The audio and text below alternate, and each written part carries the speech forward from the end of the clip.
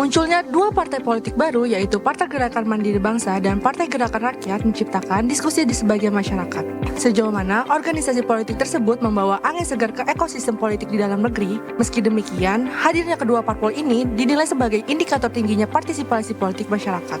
Di sisi lain, sebagian masyarakat menilai jika munculnya parpol belakangan merupakan dampak dari gugurnya aturan ambang batas pemilihan Presiden dan Wapres 20%. Sejauh mana cerminan partisipasi politik publik ini berpotensi sebagai pemecah elektoral capres potensial, editorial review Detik Sore hari ini akan mengulas bersama ahli hukum pemilu Fakultas Hukum UI Titi Anggraini. Menuju Jawa Tengah, Detik Sore akan mengulas informasi terbaru tentang hilangnya pendaki di Gunung Mongkrang. Pendaki bernama Yazid Ahmad Firdaus, warga desa Gawangan, Kabupaten Karanganyar, dinyatakan hilang di kawasan pegunungan di bagian Gunung Lawu. Bagaimana kabar terbaru pencarian ini? Ikuti laporan langsung jurnalis Detik Jateng selengkapnya. Pasca bencana besar yang melanda Sumatera Utara dan Sumatera Barat, kegiatan belajar mengajar kembali berlangsung. Meski belum belajar optimal, sejumlah sekolah sudah menerapkan skema darurat. Seperti menumpang di sekolah lain, sistem pembelajaran bergiliran pagi dan sore, hingga belajar di tenda.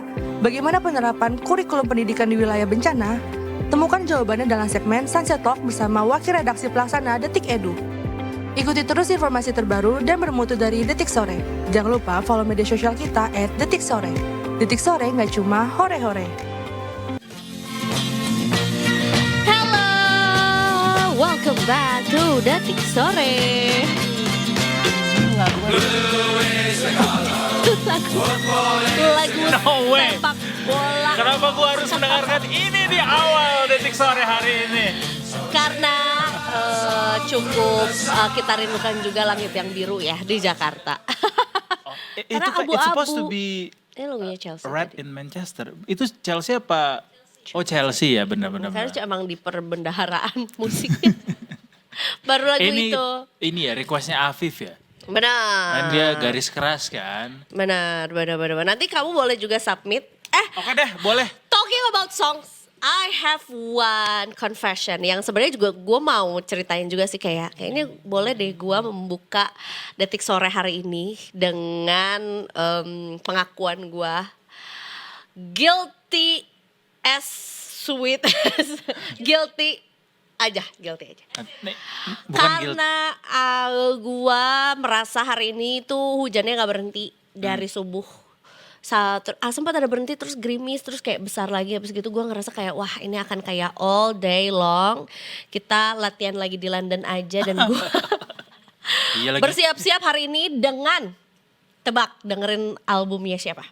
Sebenarnya rilisnya tahun lalu sih. Rilisnya tahun lalu. Tahun lalu mid ke akhir lah. Olivia Dean. Indonesian. Oh, It Gitaf bukan ya? Nope. Cewek. Raisa. Nope. Cewek rilis album tahun lalu Indonesia.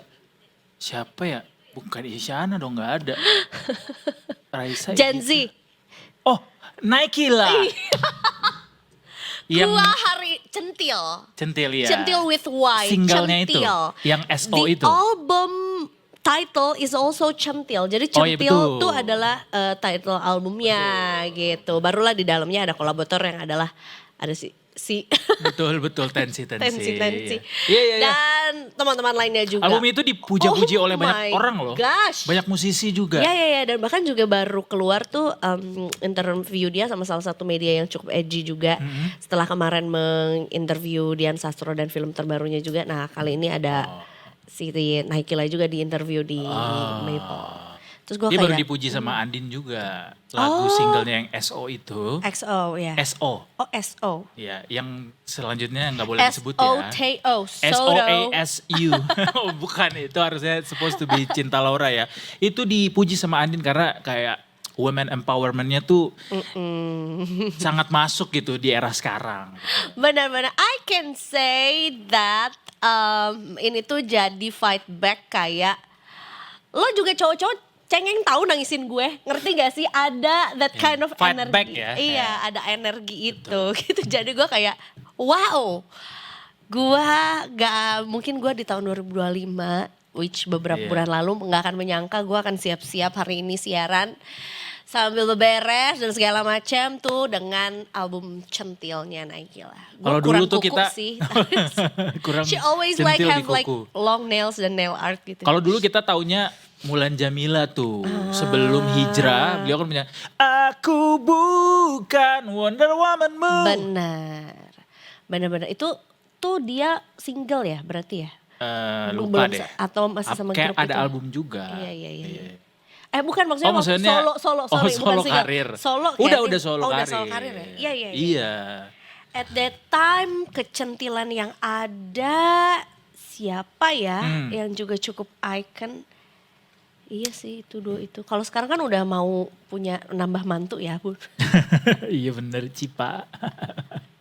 Kayak welcome to the family gitu. Welcome to the family. Emang kalau awal tahun itu biasanya diawali dengan hal-hal yang ini ya, grande ya biasanya. Kayak visi besarnya tuh ditunjukin di awal tahun itu. Playlist kamu pada saat hujan-hujan dan pakai payung itu apa? Ghibli. Apa ya tadi lagi dengar? Bukan. I have nothing offense with that song. Soalnya tadi kayak ceritanya tuh adalah kalau gue tuh sebenarnya tadi pagi kayak dengan gak tahu kenapa ya, gue juga bingung kenapa gue memutuskan untuk pakai ojek motor, jadi gue ada adegan hujan-hujanan. Oh iya, dan playlistnya adalah si Pas begitu Nagila itu. udah drench wet nyampe balik ke rumah baru kayak play lagu. Oh, tapi aneh ya, gue tendensinya kalau Mellow. hujan-hujanan itu akan mellow aja lagunya, justru kayak embrace gitu, justru. Kalau nggak hujan-hujan alias kayak matahari lagi terang banget, baru tuh nyalain Linkin Park. Wow, benar. Makanya kalau pas denger, loh dia jadi beda ya, agak kontradiktif. Justru lo akan nyalain si yang bangkitin semangat. Nah karena gue ngerasa kayak gue default mode-nya aja hari ini tuh mellow. Ngerti gak sih? Jadi I need something to lit me up gitu loh. Oh berarti Jadi, harus dilawan brighten justru my ya. day itu dia. Karena Brighten up your kayaknya day. kita masih apa ya, walaupun kemarin ya beberapa waktu lalu kita sempat bilang Jakarta lagi melakukan modifikasi cuaca gitu. Nah ini modifnya tuh sampai kepelek-pelek nih hari ini kayaknya ya. Tapi justru kayak nggak ngaruh nggak sih modifikasi cuaca itu? Karena Itu dia. terus-terusan hujan nih di wilayah kota ini. Kayaknya hari ini yang paling deras dan heboh. Dan panjang Heboh durasinya dan ya. panjang. Jadi ya itu lagi ya kalau ngomongin soal hujan yang gak berhenti-berhenti dan cukup deras juga di Jakarta. Jatuhnya adalah ada deg-degan gitu ya, titik-titik mana yang rawan banjir gitu ya. Sangat. Itu dia, ini hari ini katanya juga sebetulnya Pak Pramono memodifikasi cuaca 2 kali sehari. Keren. 2 kali sehari. Jadi nggak mau kalah, Pak Pramono juga mau 2. Itu dia ya. Tapi justru malah ditemukan ya terlanjur lah ya. Genangan-genangan air di Jakarta juga sudah terjadi. Bahkan sampai 50 cm katanya. Wow. Abis nih gue kalau ruas jalan itu Abis nih gue. udah sisa leher doang. Help! Cuma ada 2 tangan yang terlentang. Atau nggak tahu nggak stiker WhatsApp yang tenggelam tapi Betul. tinggal jempolnya doang juga. Untung lo gak tinggal di daerah itu ya. Benar, Iya makanya kan? gue kayak please protect me with all of your energy karena gue sangat rentan tenggelam banget nih dengan tinggi badan gue yang segini-gininya aja ya. Jadi ada 8 ruas di dan juga 1 RT di Jakarta yang tadi tuh apa tuh namanya si ketinggian airnya tuh mencapai 50 cm ya. Jadi banjirnya tuh sudah terjadi per pukul 10 pagi tadi di Jakarta Barat, Utara dan Selatan. Totalnya 8 ruas jalan itu tadi. Dan yang tertinggi ini ada di Jalan Gaya Motor 2, Kelurahan Sungai Bambu, Jakarta Utara.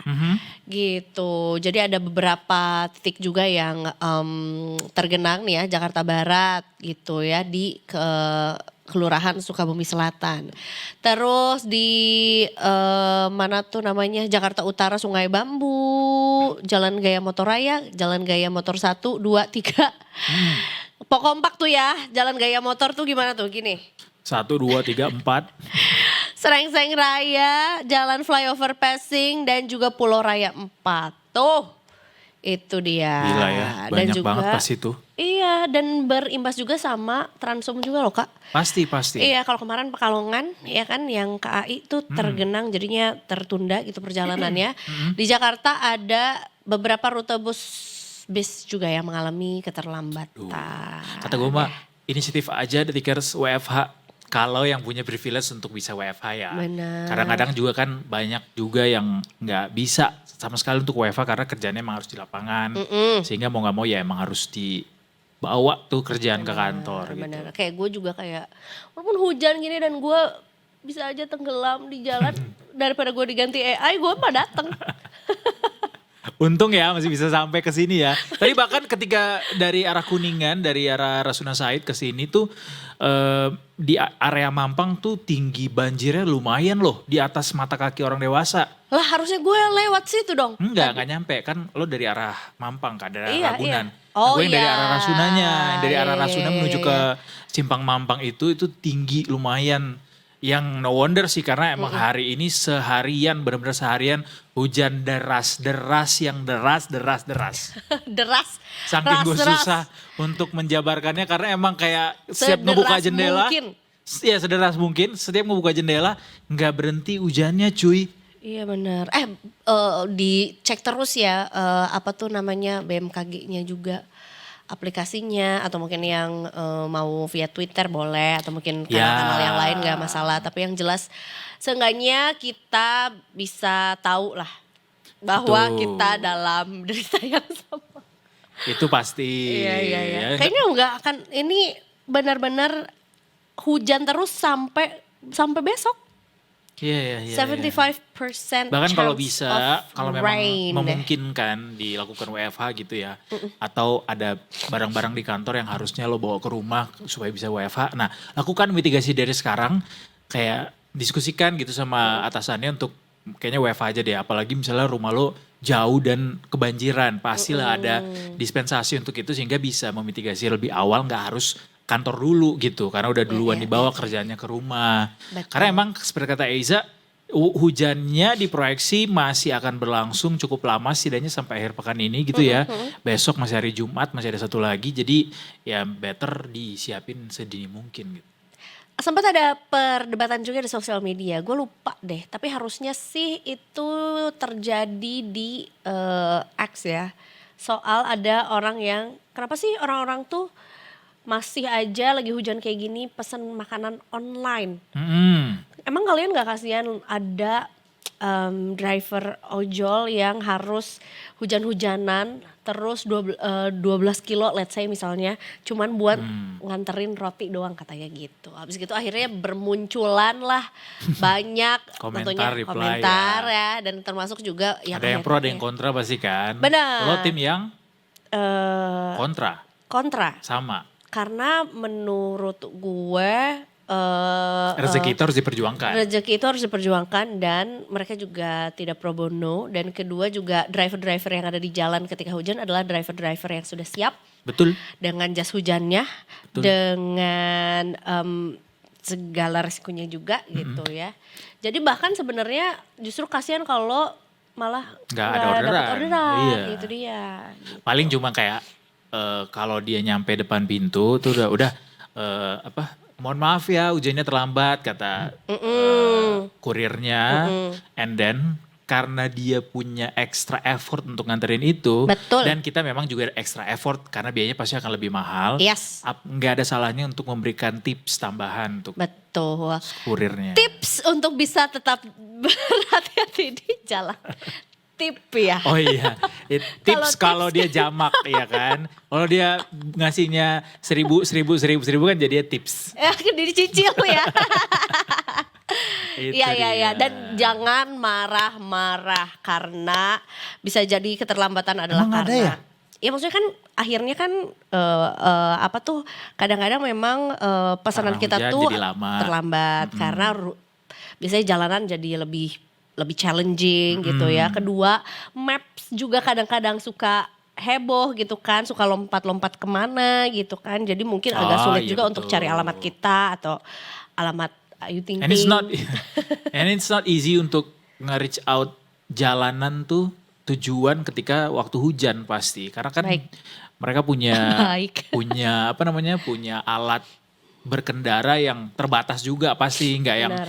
bisa dengan gampang gitu mengendarai kendaraan ketika hujan gitu. Dan gue pernah juga dapet driver ojol yang gemes banget. Jadi kan mereka tuh naruh handphonenya tuh di atas tang gitu kan. Ada kayak phone holdernya. Nah abis gitu gue pernah lihat driver ojol yang si phone holdernya di atas handphonenya itu dipayungin juga. Oh Tapi iya, banyak. payungnya Iya, bener. kecil loh. Sama gue juga pernah nanya, Bang ini Ada yang pakai helm juga. iya, sebenarnya handphonenya. payung itu bukan untuk si hujan, kata abang-abang driver yang gue wawancara waktu itu ya. Buat panas. Iya, buat panas biar handphonenya masih bisa tetap kelihatan walaupun Oh, sinarnya terang gitu. Bener, karena kalau layar di bawah sinar matahari tuh banget nggak kan nggak kelihatan. Oh, Jadi iya, sebenarnya bukan, bener. karena kalau hujan juga itu akan tetap ke Iya, banjiran sih handphonenya. Bener. Dan juga payungnya jangan sampai payung Jepang ya, karena itu cuman kertas tuh. Tembus dong jadinya. Tembus.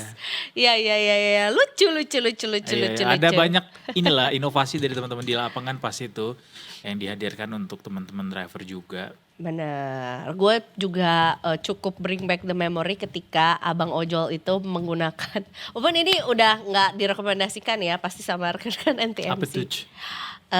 Jas hujan ponco. Oh iya, nggak boleh. Iya, tapi kan kadang masih ada yang pakai dan Betul. gue Banyak sih yang pakai. Emang gue terpaksa pakai dan cosplay menjadi barongsai. soalnya udah jadi budak. Masuk kan Masuk ke ke dalam. belakang, Itu mah gitu. zaman sekolah. Nah, dianterin sama bapak ke sama, sekolah. gue tuh kayak memorinya tuh Nyampe-nyampe kayak tuh kayak, oh dunia baru kah ini? ada banget kayak bring back the memory, tapi Iya. juga kayak bokap gue udah pasti udah males tuh naik motor apalagi hujan-hujan apalagi pakai ponco Iya, dan juga membonceng gue apa gue peluk aja ya. Benar. Kayak biar sekalian gitu. Tapi ada intensi memorinya. untuk kayak ngeliat-liat keluar kayak, gue udah nyampe mana ya? Karena ada pusingnya juga di dalam tuh, gak ngeliat apa-apa. Engap kali ya, karena gak ada meluk doang. sirkulasi udaranya kan cuma dari kaki bawah doang. Aku sih bawa tabung gas ya untuk bisa memperlancar. Tapi gas 3 kilo ya. Aduh, jadinya keracunan dong, jangan dong. Iya, kita mau move on ke berita gak sih? Gak usah lah ya. Tapi gue pengen kabarin satu juga lokasi yang katanya juga banjirnya cukup parah, Za. Tadi kan lu bilang di Jakarta Utara, Barat, Barat, Selatan. ya. Nah yang timur juga gak kalah dari sisi timur, dari Bekasi, kota kebanggaan umat. Dek Jabodetabek. Masa depan Itu sangat timur. menakutkan.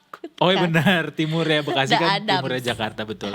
Ini ada beberapa ruas di Bekasi yang juga terkena banjir sampai siang ini tuh masih ada. Gue mau laporin beberapa titiknya yang udah dirangkum sama Detik Finance dari Kers. Termasuk di Narogong, Indah. Ini adalah rumahnya Abah Pican, Peruntaman Narogong. Ya. Oh iya. Sebenarnya hometownnya dia, kayak katanya kalau nggak salah dia besar dan tumbuh tuh di Narogong ini Iya. sama bareng sama siapa? Awe. Awe, betul.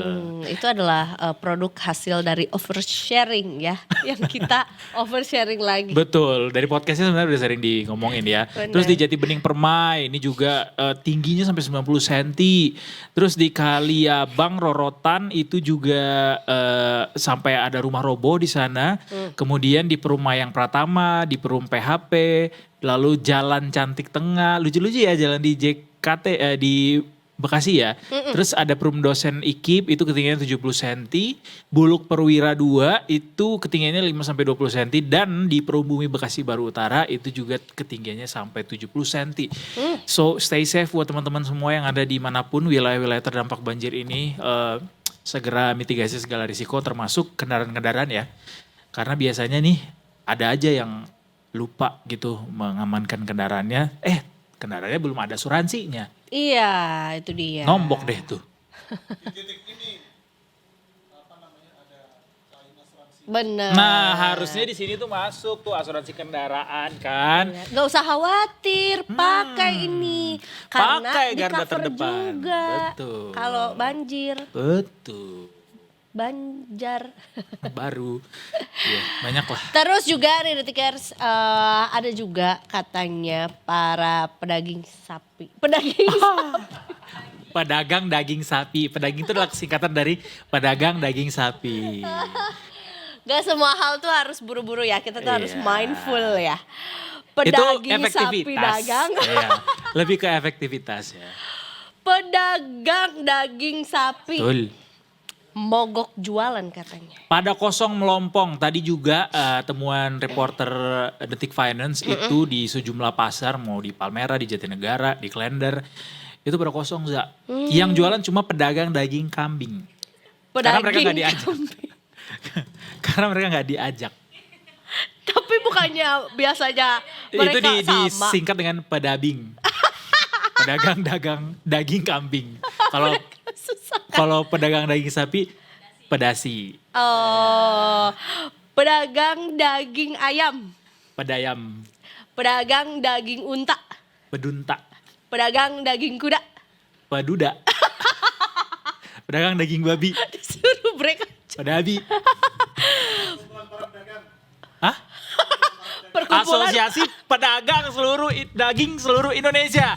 Kita break dulu nih karena habis ini kita masih punya banyak amunisi lainnya untuk dibagikan. Gak selesaiin. Termasuk, ini ya yang pedagang daging sapi ini kan pada mogok gara-gara harga daging sapi itu makin makin mahal sekarang. Jadi susah untuk mereka kayak gimana Ngejual, gua ngejarnya iya. biar Kayak, tetap pemerintah please do something gitu. bisa. Betul. Tertinggi dong. Tertinggi. Enggak dong. Kapan kita menentukan eceran terendah? Ya terendah hukum supply demand aja gitu ya. Oh membatasi itu ya. Kita nanti akan ngobrol sama Menteri Perdagangan soal itu ya. Karena beliau yang menentukan itu. Anyway Detikers kita break dulu. Habis ini masih banyak amunisi lainnya. Termasuk nanti kita akan ngobrol soal partai-partai politik baru betul. yang bermunculan 3 tahun sebelum pemilu dilaksanakan. Wow. Sesaat lagi ya. Pokoknya masih di Detik Sore. Gak cuma hore-hore.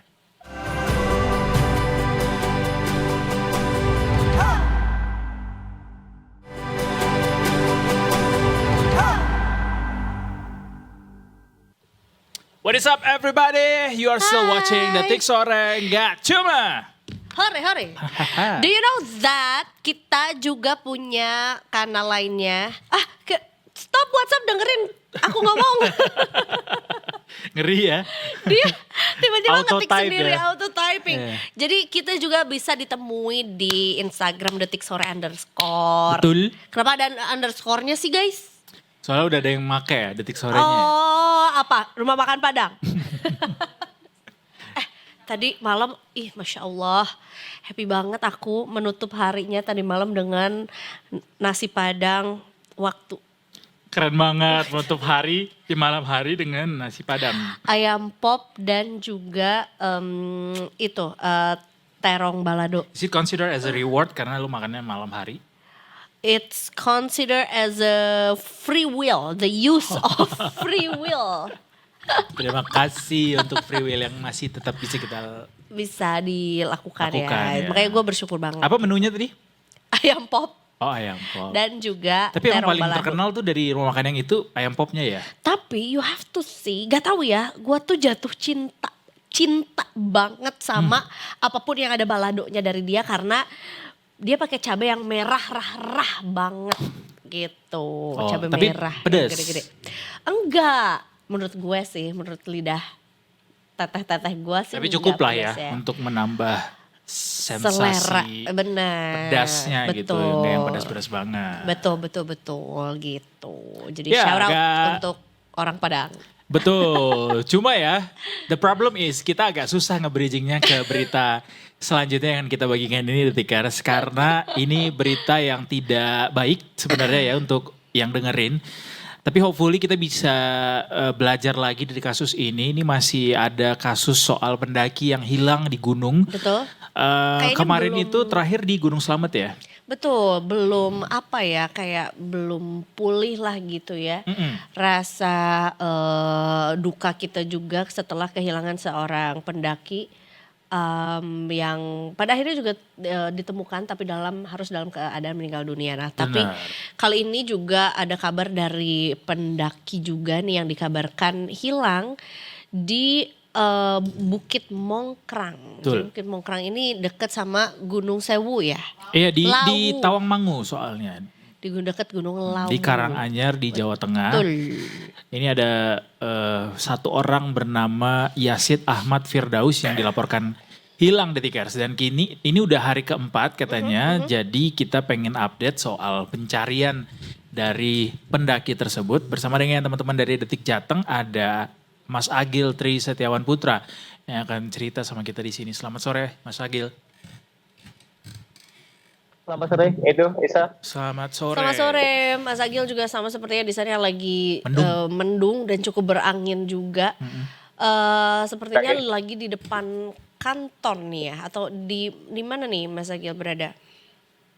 Saat ini saya berada di depan kantor Basarnas wilayah Surakarta.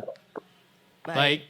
Mas Agil boleh dong cerita singkat aja. Ini memang sudah hari keempat tapi boleh dielaborasi atau diulang kembali ke kita soal bagaimana kronologi dari hilangnya pendaki yang ada di Bukit Mongkrang ini.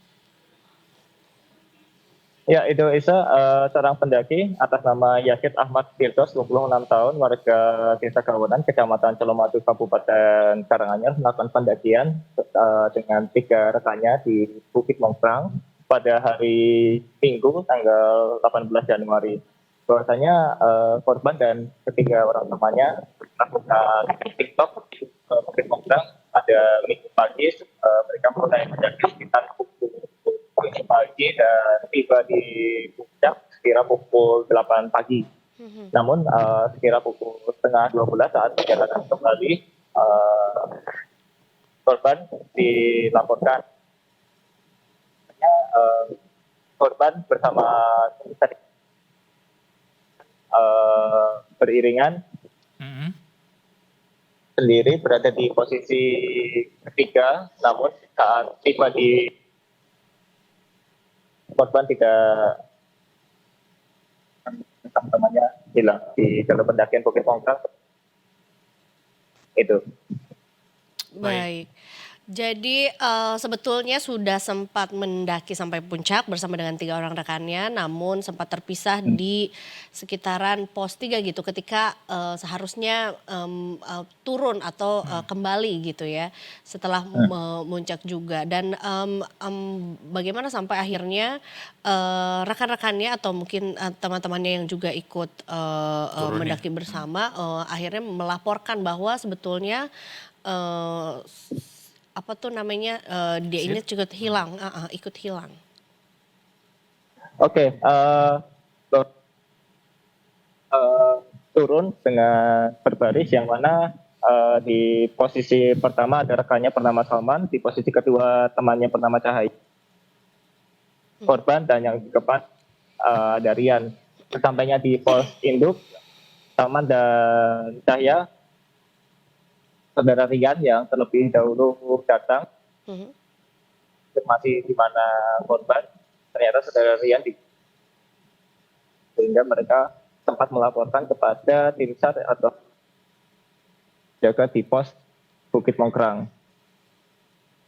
Sendiri sempat melakukan pencarian di hari Minggu itu dengan menyusuri jalur hingga ke puncak, dan tidak ditemukan pada buka operasi SAR pada hari hingga hari ini. Proses pencarian korban masih belum ditemukan. Oke. Dari profil ataupun juga dari informasi yang berhasil dihimpun mengenai Yasid ini, apakah sebetulnya dia ini seorang yang cukup berpengalaman dalam mendaki atau mungkin juga pernah atau mungkin juga ini ya punya perbekalan yang bisa membuatnya tuh bisa bertahan gitu di alam terbuka? Info sendiri bahwasanya melakukan pendakian pada pendakian terakhir ini dengan dari TikTok dengan hanya membawa peralatan makanan ringan head Baik Mas Agil, Seperti itu. sepertinya kami punya kendala ya dengan hubungan audio dengan Mas Agil, begitu suaranya hilang timbul. Eh, kita mau perjelas lagi, berarti sampai hari keempat ini masih belum ada tanda-tanda begitu yang ditemukan terkait jejak di mana sebenarnya Yasid ini setelah tertinggal dari teman-temannya.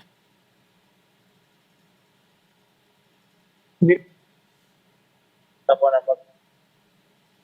dari Baik, Baik, sepertinya memang sinyalnya masih, atau efek angin kayaknya. iya betul betul Soalnya kan betul. kayak, nah, bawa lagi. Ada lagi, Bawa lagi. gitu Nanti kita ya. akan coba hubungkan kembali Detikers, tapi sangat disayangkan ya tadi Mas Agil bilang bahwa memang masih belum ada tanda-tanda gitu, tapi kita belum sempat dapat elaborasi seperti apa informasi terbaru soal pencariannya. Yang pasti korban katanya tadi sempat disampaikan punya perbekalan, tapi nggak tahu cukupnya berapa lama begitu ya. Termasuk nanti kita pengen tanya soal golden time-nya itu berapa lama. Betul, karena memang juga lagi-lagi ya dengan kondisi cuaca Iya. yang memang juga statusnya adalah cuacanya juga cukup ekstrim gitu, dan akhirnya juga rekan-rekan Basarnas juga di lapangan juga katanya mengalami kendala juga untuk bisa melakukan pencarian karena medannya juga ternyata walaupun namanya bukit ya, Bukit Cuma bukit Mongkrang, doang, cuma. judulnya doang Iya. yang bukit gitu, tapi ternyata medannya juga cukup terjal, cukup menantang, apalagi juga dengan kondisi cuaca yang cukup ekstrim dan tidak menentu gitu. Karena Menurut gua harus ada imbauan kayaknya untuk tidak melakukan pendakian di masa-masa seperti sekarang karena sangat berisiko gitu. Jadi kenapa nggak nutup aja semua akses untuk pendakian untuk sementara ini karena di gunung, di laut, di darat semuanya tidak terlepas dari dampak cuaca ekstrim yang ada sekarang. iya, ataupun juga termasuk bisa tidak apa ya, melakukan pendakian secara mandiri atau dalam kelompok yang terlalu kecil gitu. Karena jadinya ketika terpisah tuh jadinya hanya sendiri atau berdua gitu ya.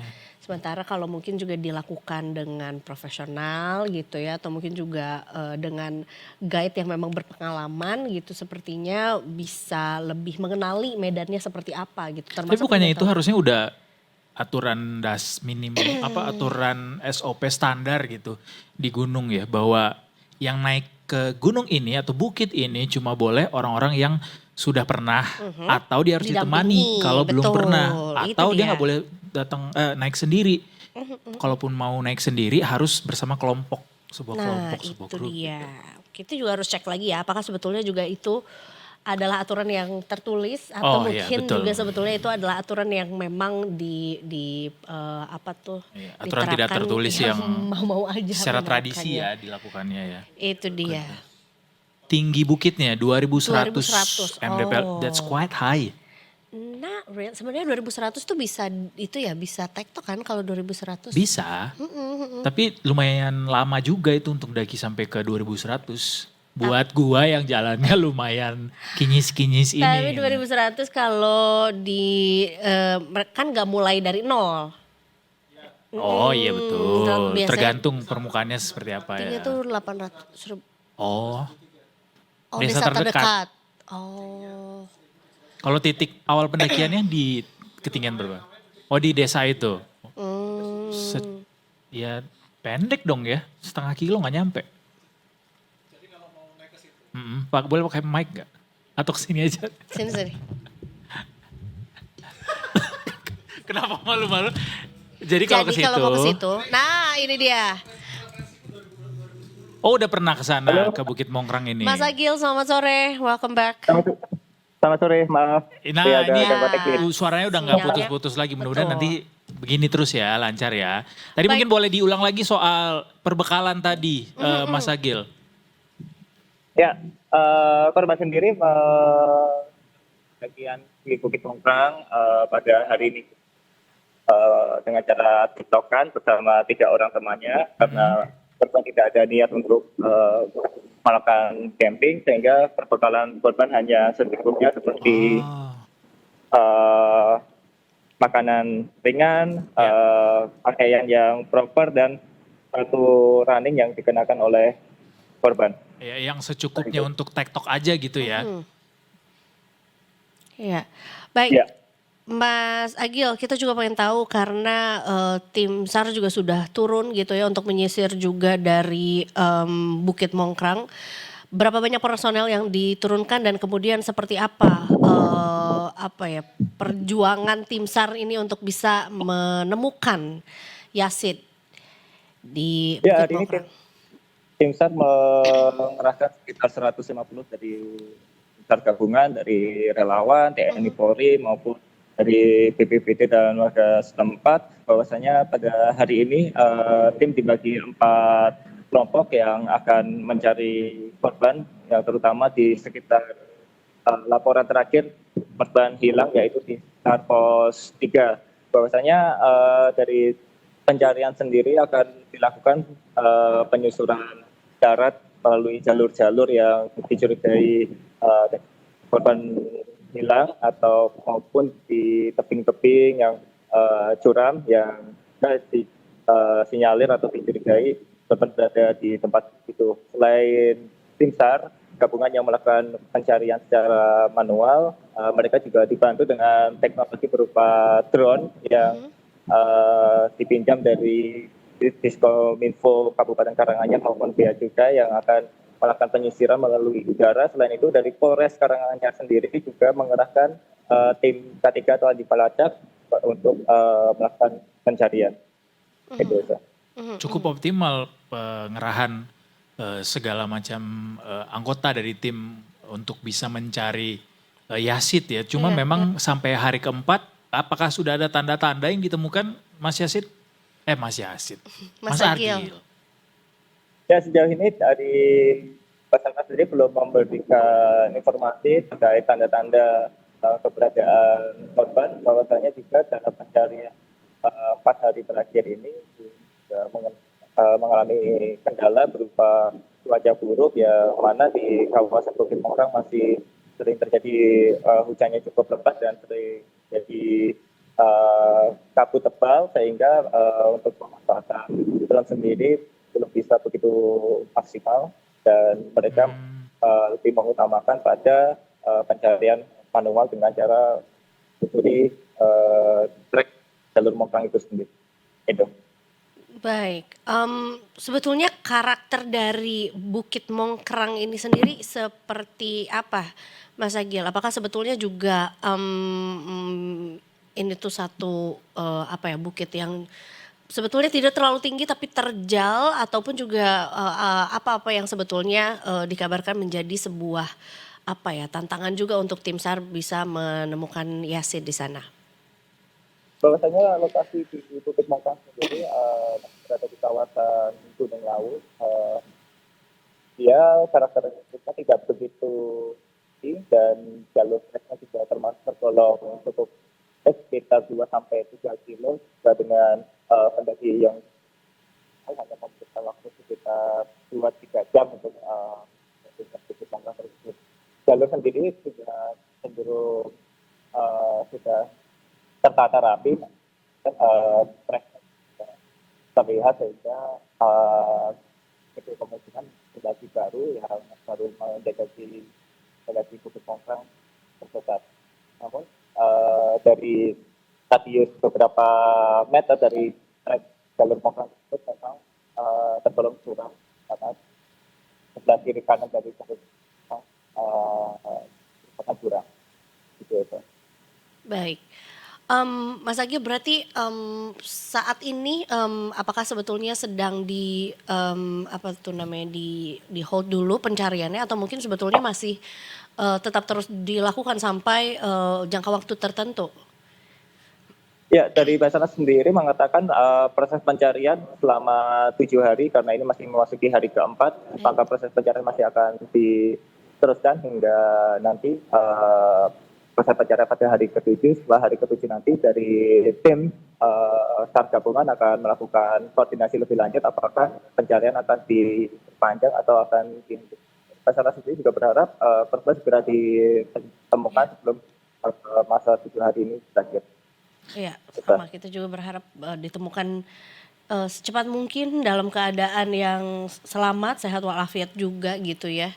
Karena masih dalam masuk itu tadi golden time tadi ya.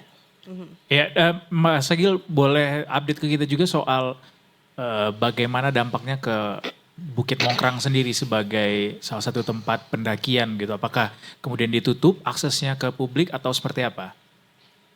Ya, pasca operasi SAR dibuka pada hari pendakian di jalur Mongkrang akan ditutup sementara hingga operasi SAR ini selesai atau berakhir. Seperti itu. Baik, berarti hingga waktu yang belum ditentukan ya. Sampai saat ini Benar. juga masih ditutup berarti ya aksesnya ya. Oke, semoga bisa segera ditemukan. Kita update semuanya juga berita-berita terkini di Detik Jateng tentunya. Selamat bertugas kembali dan selamat sore Mas Agil. Mas Akil terima kasih banyak, selamat sore. Selamat sore ya. Sudah dilakukan upaya dari drone, kemudian juga melibatkan anjing pelacak. Betul. Ini udah masuk hari ke-4, ke-5 gitu ya. Mudah-mudahan segera ditemukan Iya, tanpa kekurangan suatu apapun untuk itu dia. Yasin. Dikabarkan juga 150 orang juga ya tim Basarnas ya, gabungan antara relawan dari TNI juga gitu ya, diturunkan langsung ke Bukit Mongkrang Yes. ya. Ya memang sebetulnya tadi disebutkan juga sama Mas Agil, dia tuh memang tipenya bukan gunung yang tidak terlalu tinggi juga. Medannya gitu ya. tidak semenantang itu sebenarnya katanya kan kayak ya just another bukit aja gitu ya. Cuma yang Betul. namanya alam we never know. Nah itu Ya, dia. tetap harus hati-hati. Kita juga belum lihat gambarnya apakah dia sebetulnya juga tipe yang rimbun atau rimbun yang hutan Nih ada terbuka. narasumbernya. Kayak papan. Ya, 2010 tuh. Iya nggak Mas, mungkin dia 16 tiba-tiba tahun. pikirannya Gondrong. tertutup kan. Kayak Papandayan gitu ya. Enggak. Jadi kayak kalau pernah ke Danau Toba, Bukit Holbung, tahu nggak? Gue udah deket nih Papandayan. Gua Di jauhin Jawa Barat. ke Danau Toba ya. iya, Tapi iya. bukit bukit kan selalu kayak Iya sih. Teletubbies, bukit. Nah, kayak gitu. Kayak Windows kalau Iya, kita buka laptop. bener.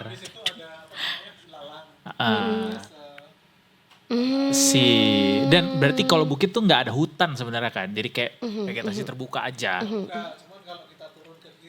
Iya ada jurangnya. Oh iya. Terjal, lumayan Cuma terjal. ya yang di Oh gitu. Oh, satu jalur. Heeh. Hobi banget pakai angka-angka ya. Desa 1773. Iya bener kan 1773. Bukit 205 Punggungan. Ah ya. Oh, jadi harusnya naiknya lewat Iya, jalur iya, itu, iya, turunnya iya. lewat jalur itu. Ada potensi akan ke apa? Bukit lain atau mungkin terjerembab ke jurang gitu. Atau desa lain?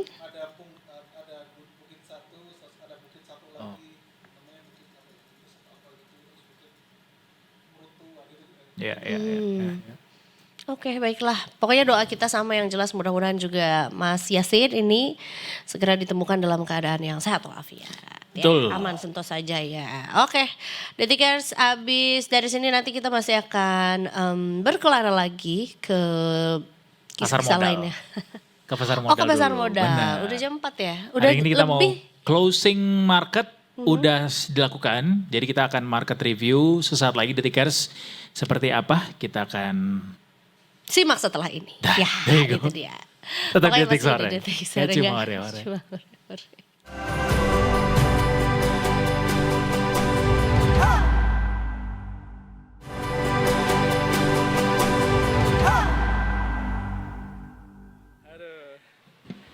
Langsung. langsung. Welcome back to Detik Sore.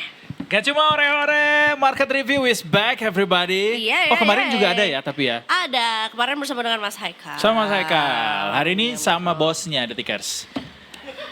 Ada Mas Revo di sini. Ngeng. Mega Capital Risk Sekuritas kembali lagi.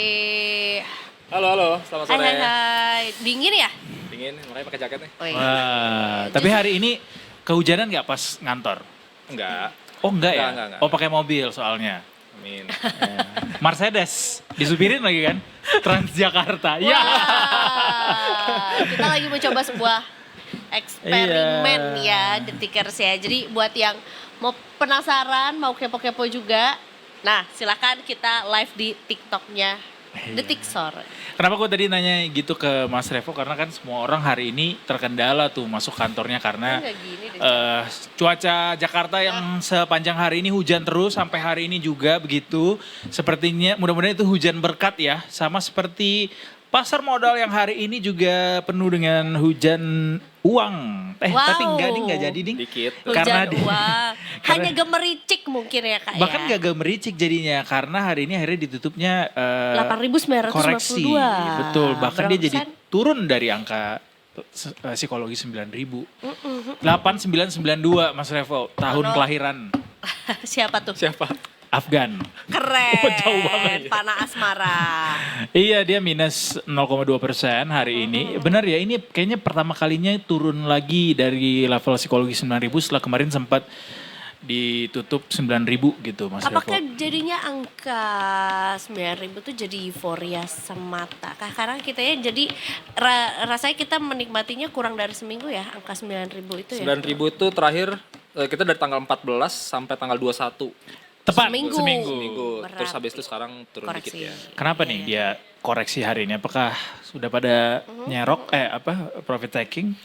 Ya kalau dari kita lihat dari foreign lah, kita satu-satu dulu ya. Dari foreign kita lihat kemarin memang aksi jualnya tuh gede banget, 1 triliun lebih ya di regular market. Kalau kita lihat kenapa, karena kelihatannya kalau kemarin itu ada sentimen yang emang agak cukup kurang menggembirakan lah ya dari saham LQ45 itu ada 2, which is tuh dua-duanya gede, literally gede. Nah saham ini adalah satu Astra International ASI, yang kedua adalah United Tractor atau UNTR. Dan Dua-duanya Astra tuh ya. jadi ASI itu holdingnya punya sekitar Iya. 50%-an lah saham UNTR. Nah UNTR ini itu jadi ASI, UNTR, terus saya lupa PT DTN kalau nggak salah, terus bawahnya lagi adalah Agricor, PT Agricor. Which is kemarin atau 2 hari lalu ya, itu ada sentimen soal izin yang dicabut, ada 28 izin yang dicabut di daerah Sumatera, jadi perusahaan-perusahaan di daerah Sumatera. Nah PT Agricor ini itu dia basically kayak dia tambang emas ya, jadi kita juga sempat cek, dia ada intinya tambang tapi ada emas, ada juga silver, tapi mostly adalah di emas. Dan kalau kita perhatikan dia izinnya dicabut sehingga revenue dia yang awalnya berdampak kepada UNTR sekarang udah mulai kemungkinan akan hilang lah gitu. Jadi revenue-nya UNTR dari si PT Agricor ini berpotensi hilang. Kalau UNTR-nya kena berarti kan yang punya UNTR which is ASI juga kena juga. Jadi kayak ngerentet gitulah, merembet gitu. Jadi itu yang akhirnya bikin panik lah, setidaknya bikin panik.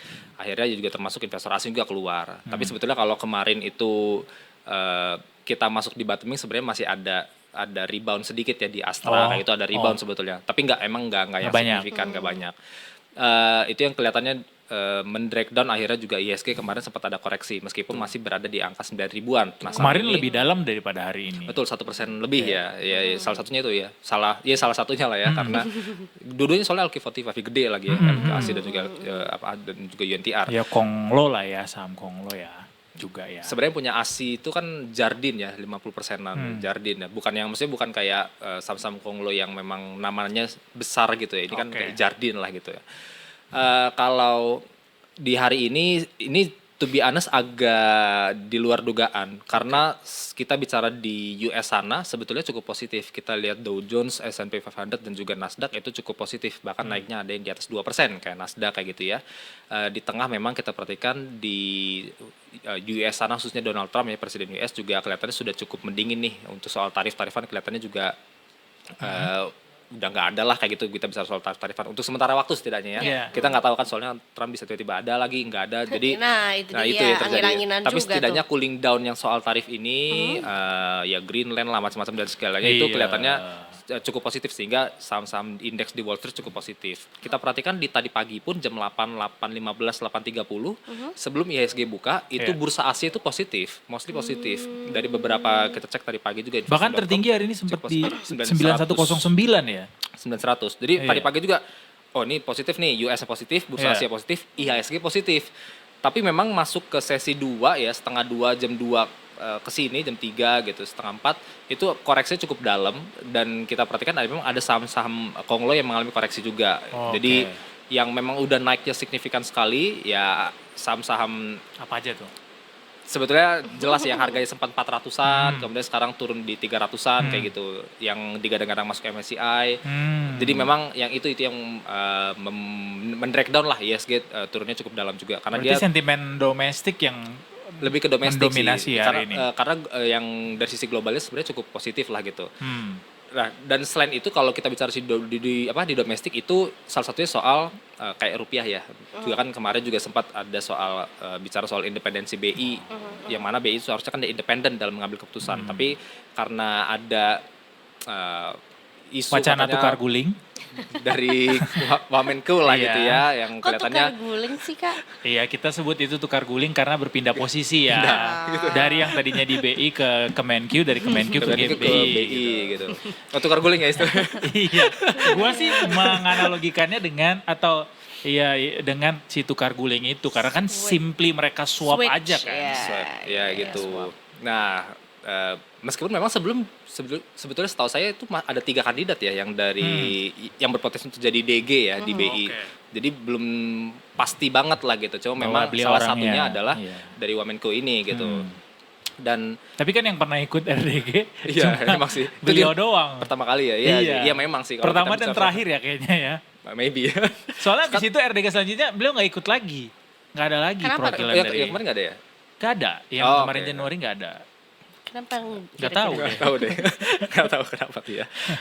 Ya itu yang akhirnya independensi BI juga agak dipertanyakan di sana sehingga rupiah juga kita agak khawatir kemarin tuh ngeliatin Bloomberg terus tuh tiap hari tuh tiap Iya, berapa iya. menit ngeliatin ini udah 17.000 belum ya 17.000 belum ya. Kita Karena nanti ngaruh ke semuanya nih bonds dan lain sebagainya. Dan tapi ya itu kelihatannya udah mulai dijaga juga oleh BI ya. Jadi kelihatan sekarang juga nggak sampai 17.000 kan akhirnya memang almost 17.000 cuma memang akhirnya bisa 16.900 sekian kayak gitu. Kayak gitu sih. Apa upaya yang dilakukan sama BU biar nggak menyentuh angka 17.000? Karena kayaknya kepanikan tuh sudah cukup kentara gitu ketika mendekati 17.000. Benar-benar dikit lagi gitu menyentuh 17.000. Ya. Harusnya ada sesuatu yang apa ya langkah preventif lah yang dilakukan gitu. Oke, jadi gini, kalau kita perhatikan ada beberapa caranya lah dari BI-nya sendiri dari internal dan juga sebetulnya kita lihat dari DXY indeks dolar US. Sebetulnya kalau kita perhatikan DXY juga sudah mengalami depresiasi sebetulnya. Jadi DXY mengalami pelemahan which is rupiah juga bisa menguat juga. Sebetulnya dari eksternal sudah mendukung ke arah sana juga. Itu satu. Kedua, kalau dari BI ada kemungkinan memang adanya intervensi, tapi ini memang belum clear. Biasanya yang dilakukan BI adalah menggunakan cadangan devisa atau cadefnya. Yang saat ini cadef kita tuh tebel banget memang. Bantalan kita tebel banget. Di atas 150 billion USD. Jadi sebenarnya gede banget cadangan kita. Itu biasa digunakan BI. Ya mungkin menggunakan kayak 1, 2, 3 billion USD itu masih cukup oke lah. Biasanya thresholdnya itu di atas 130 billion. Jadi di atas 130 billion USD itu kita masih cukup oke. Sekarang kan 150 plus lah gitu. Karena udah dipakai buat beli emas ya kemarin ya. Kan Ya katanya. tahun lalu, Siapa yang tahun lalu Iya, katanya tahun lalu kan cadangan devisa kita menipis tuh karena buat beli buat cadangan beli emas. emas. Gitu. Ya, Oh, karena kita tuh beli emas. emas kan cukup ya terus mengalami kenaikan lah. Jadi memang itu akhirnya mulai dikolek lagi. Setelah 5 tahun nggak kolek emas. Iya, iya. Jadi terakhir Dan nggak kalau cuma salah Indonesia 2020. doang ya, negara-negara lain juga banyak kan yang beli emas pada akhirnya. Betul, cuma yang beda gini, kalau kayak kita bicara ya Turki lah, Cina lah, macam-macam lah, Polandia kalau nggak salah juga, ada beberapa bank sentral lainnya juga, itu sudah kolek udah cukup lama sebetulnya. Nah kita tuh baru seingat saya baru di semester 2 tahun oke. lalu. Jadi 2020, 5 Too late tahun ya lalu, kita ya. kita baru semester 2 nih, 2025 baru masuk lagi gitu. Hmm. Ya gitulah gitu. Tapi ada rumor juga katanya banyak juga tuh emas kita larinya ke luar negeri. Itu maksudnya apa? Emas kita larinya ke luar negeri. Iya, maksudnya banyak yang membeli emas kita untuk di apa ya, entah diolah sama luar negeri atau gimana? Ekspor emas maksudnya.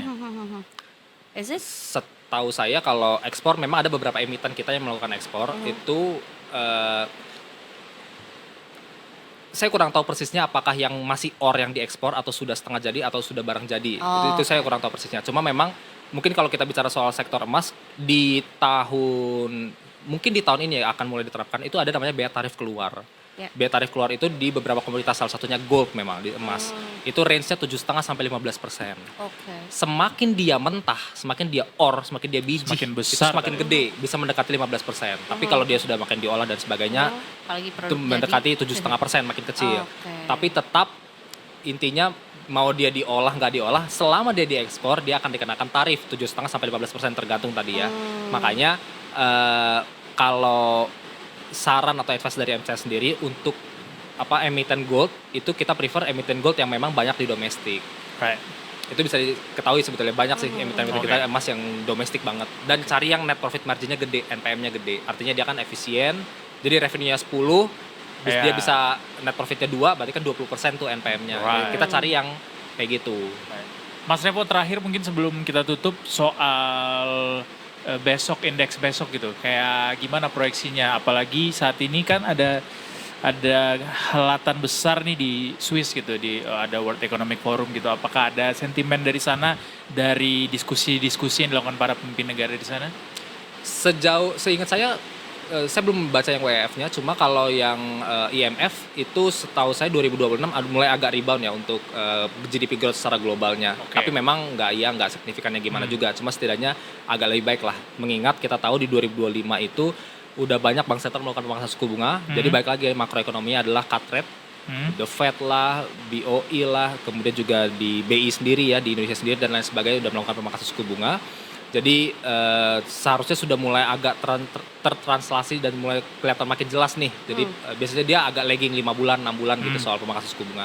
Jadi ketika dia sudah mulai memangkas suku bunga, kemudian seharusnya di 2026 ini memang beberapa proyeksi menyatakan di beberapa bank sentral itu masih akan melakukan pemangkasan suku bunga, dan itu yang jadi 2025 mangkas, 2026 mangkas juga, meskipun mungkin tidak sebanyak 2025 ya pemangkasannya, karena takutnya terlalu agresif juga akan berpengaruh ke currency Ini di suatu Fed nih? negara. Fed semua juga, bank BI sentral, juga, kayak gitu juga ya. Untuk MCS kita forecast di BI juga masih akan ada pemangkasan suku bunga, tapi mungkin nggak segede di 2025 yang Kuartal 5 berapa kali. kira-kira mulainya? Paling cepat Q2 ya. Oh. Paling cepat itu juga. Tapi again itu ngelihat rupiahnya juga ya. Kayak sekarang kalau rupiahnya kayak gini terus ya mendekati 17.000 ya Mungkin agak lebih lama unlikely lagi sih, ya. agak susah sih gitu ya.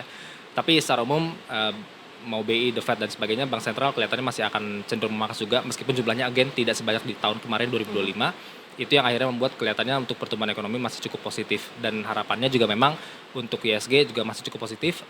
Kalau dari MCA sendiri di 2026 itu sekitar 9.700-an. Itu base case. Kalau bukan- Pak Purbaya 10.000. Iya, nah kita agak di bawahnya sedikit lah. Karena kalau kita ingat soalnya di tahun kemarin nggak nyampe ya, meskipun di akhir tahunnya kan di 8.600-an justru. Targetnya 9.000 tapi malah nggak nyampe. Jadi kita memang agak kasih spare mungkin 300-400 poin di bawah dari yang ditargetkan optimisme dari pemerintah itu sendiri. Alright, Iya, iya, dan iya. Still realistic ya berarti ya. Ada banyak harapan yang itu bisa masih ada. banyak yang bisa kita bahas lagi, tapi kita tahan dulu. Minggu depan kita akan balik lagi dengan market review di hari Rabu, The Tickers. But anyway, Betul. terima kasih banyak Mas Revo. Siap sama. Ngeng Thank you so selalu. much.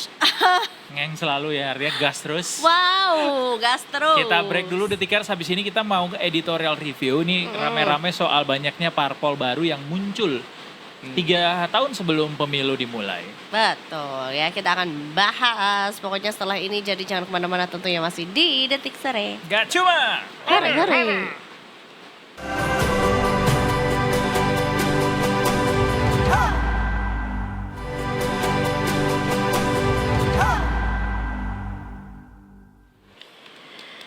Detik Sore is back. Yeah. Tentunya juga dengan hujan yang semakin deras lagi. Bisa kedengaran Hati-hati suaranya? di jalan. Ya, hati-hati di jalan. jalan. Hati-hati di jalan, Bukannya lagunya. literally and figuratively, karena yang di jalan ini kan banyak nih sekarang. Lagi ada yang benar-benar di jalan literally on the road atau di jalan On the menuju way. 2029. Kayaknya ya pemilu 2024 pun juga cukup cukup masih melekat gitu memori. Masih hangat Masih memorinya di kepala Memorinya ya. juga Bagaimana di kita. pusing milih lebih banyak Pokoknya di kertas partai, Calon gitu. kertas suara yang wow, besar sekali. Besar sekali. Nyoblos tapi kan kemarin. Nyoblos dong. Nyoblos dong. Tapi jangan tanya pakai baju apa. Biasanya ada yang gitu ya, warna Iya, iya, apa iya. tuh untuk mencirikan Benar, memberikan represent dukungan gitu yang ya. mana gitu. Tapi Nah yang mungkin jelas, di tahun depan, di pemilu selanjutnya Jangan kertasnya tahun akan jadi lebih besar lagi. Karena banyak parpol-parpol baru bermunculan. Di Betul. 3 tahun sebelum pemilu 2029 dilaksanakan ini. Dan gosip-gosipnya ini semua bisa jadi gara-gara sekarang udah nggak ada lagi nih aturan presidensial threshold. Nah, kita mau pelajari juga soal presidential threshold. Haruskah atau seperti apa sih dampak dari penghapusan aturan satu ini, ataukah sebetulnya memang perlu ada lagi atau ada kebijakan yang lain lagi gitu ya, Oke. biar ya tujuannya adalah memudahkan kita yang nanti akan menjadi pemilih, termasuk juga biar masyarakat Indonesia juga punya hak yang sama dalam berpolitik gitu kan. Right, kita akan ngobrol itu semua barengan sama Mbak Titi Anggraini, ahli hukum pemilu Fakultas Hukum Universitas Indonesia. Selamat sore Mbak Titi. Selamat sore, Assalamualaikum. Waalaikumsalam. Warahmatullahi wabarakatuh. Mbak Titi, Happy New Year. Ini pertemuan pertama kita di tahun 2026 loh. Lagi liburan ya Mbak Titi ya? Healing nih kayaknya ya. Ini kita akan ngobrolin soal banyaknya saat ini parpol-parpol baru yang bermunculan. Beberapa bahkan sudah ada yang deklarasi, ada yang membawa nama besar begitu. Dan kita pengen melihat dari sisi aturan baru yang baru saja kemarin tahun lalu apa 2 tahun lalu yang disahkan sama MK soal penghapusan presidensial threshold Mbak Titi. Tapi mungkin soal kemunculan parpol-parpol baru ini dulu deh. Apakah ini memang bentuk dari meningkatnya partisipasi politik masyarakat atau ada hal lain yang dilihat sama Mbak Ada Titi? tujuan yang lain ya. Ya, kalau saya senang-senang saja ya ada partai politik baru karena artinya kita menjadi punya keragaman pilihan politik atau alternatif politik baru, terlepas apakah itu akan dipilih oleh kita atau tidak ya. Right. Tapi itu juga indikasi bahwa kebebasan berserikat, berkumpul itu masih diberi ruang gitu. Nah, itu harus tetap kita jaga dalam iklim demokrasi Indonesia. Deklarasi sebagai partai politik itu belum tentu serta-merta bisa menjadi peserta pemilu. Karena partai politik itu ada beberapa tipologi. Pertama, untuk mendirikan partai politik sekedar deklarasi itu syaratnya mudah. Oke. Tetapi kemudian kalau ingin menjadi partai politik berbadan hukum, jadi ada yang berbadan hukum, ada yang tidak nih. Oke. Kalau ingin berbadan hukum itu harus patuh pada undang-undang partai politik. Ada syarat-syarat, harus punya ADART, harus punya kepengurusan di seluruh provinsi Indonesia. Di Harus seluruh ya, punya Mbak? seluruh provinsi. Jadi kalau Oke. kita 38 provinsi, dia harus punya kepengurusan di 38 provinsi. Termasuk harus Lalu punya kantor juga ya Mbak ya, kantor Betul. fisik gitu ya kepengurusannya. Betul, punya kantor.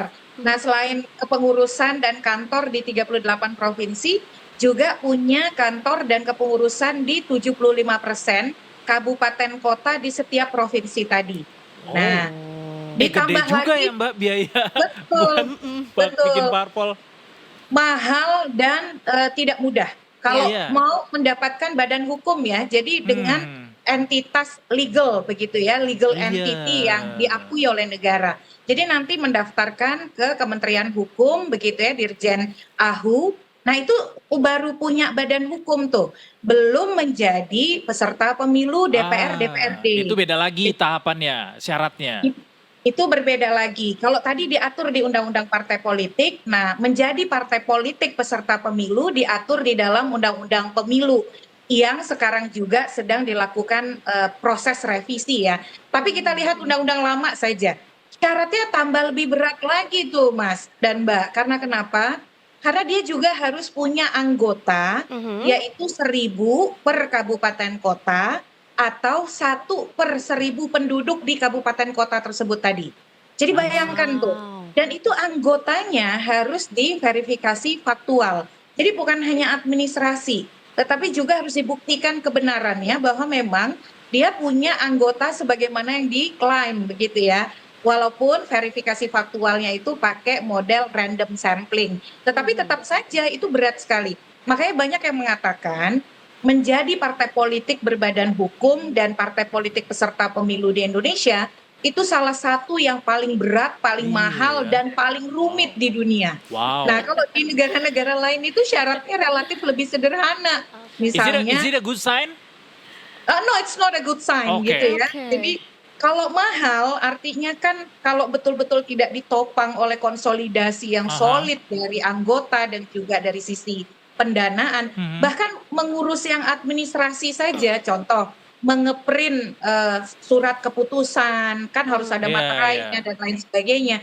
Itu saja sudah mahal begitu. Makanya banyak pihak yang mengatakan mestinya kita harus memikirkan pendekatan yang lebih sederhana sehingga kita tidak perlu terkesan menghambat adanya partai-partai politik baru untuk berkontestasi di pemilu kita Baik. gitu. Mbak Titi, Wow. aku coba interupsi sedikit. Ini aku jadi kepikiran soal kemarin, ya walaupun sekarang udah dianulir gitu ya, rame-rame wacana soal pemilihan gubernur lewat DPRD DPRD gitu. ya, Itu kan tidak langsung, alasannya, pemilu tidak langsung benar, itu kan katanya. alasannya demi efisiensi biaya gitu. Sementara ternyata sistem politik kita, pendirian partai politik segitu mahalnya. Segitu bahkan juga jadinya makin banyak masyarakat yang tinggal di suatu daerah makin banyak juga harus representatif dari Iya, parpol tersebut gitu iya. ya Mbak ya jadinya. Ya, yang pasti memang berat ya, karena tadi syarat keanggotaan itu kan bukan hanya klaim administratif, dia harus dibuktikan secara konkret, faktual, nanti diverifikasi oleh KPU. Kerja-kerja verifikasi juga bukan kerja yang mudah. Makanya banyak partai itu yang kemudian berguguran ya. Walaupun misalnya di 2024 partai politik kita bertambah 2 dari yang sebelumnya 16 menjadi 18 sebagai peserta pemilu. Tetapi itu dibandingkan di masa awal kita pemilu 99 jauh banyak menurun. Jadi tahun 99 itu kita punya 48 partai politik peserta pemilu. Lalu di 2024 ada 24 parpol. Di 2009 38 parpol. 2014 turun jadi 12 partai politik. 2019 ada 16 dan di 2024 ada 18. Jadi memang syaratnya berat. Karena kenapa? Ya itu tadi ada semangat memang ya untuk menyederhanakan partai politik dari pembentuk undang-undang, dan penyederhanaan itu semangatnya diaktualisasi melalui persyaratan yang tambah berat. Apalagi sekarang nih para pembentuk undang-undang, misalnya DPR, kalau kita dengar pernyataan Ketua Komisi 2 DPR Pak Rifki ya, ada upaya untuk betul-betul memperketat persyaratan kepesertaan parpol di pemilu. Mengingat karena dihapusnya ambang batas pencalonan presiden atau presidential nomination threshold ya, syarat pencalonan. Jadi semua partai politik peserta pemilu bisa mencalonkan pasangan calonnya baik sendiri-sendiri atau bergabung. Iya. Maka karena itu jadi pintu masuk untuk mencalonkan presiden, ada narasi untuk tidak sembarangan lah istilahnya Oke. meloloskan partai politik jadi peserta pemilu di pemilu 2029. Kalau ini beneran goal, ya bisa ada kemungkinan syaratnya tambah berat lagi begitu. I see. Wow, itu juga mungkin yang jadi salah satu alasan ya kenapa sebetulnya parpol yang baru tuh atau yang newbie lah gitu ya bermunculan jauh-jauh hari sebelum pemilu itu hadir biar mereka juga bisa mempersiapkan itu. Tapi pun juga tidak jarang yang akhirnya memutuskan untuk mundur gitu dari pesta demokrasi ini gitu, let's say Mbak. Iya, deklarasi lebih awal itu sebenarnya ada baiknya ya. Apalagi kemudian mereka misalnya mengusung figur yang punya elektabilitas dan dukungan massa yang besar. Tetapi sekali lagi tidak bisa hanya mengandalkan figur.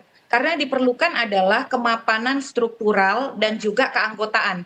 Karena yang diperiksa nanti saat mau menjadi peserta pemilu kan adalah kemapanan atau ketertiban struktur kepengurusan, dan juga termasuk kantor di dalamnya, termasuk juga keanggotaan.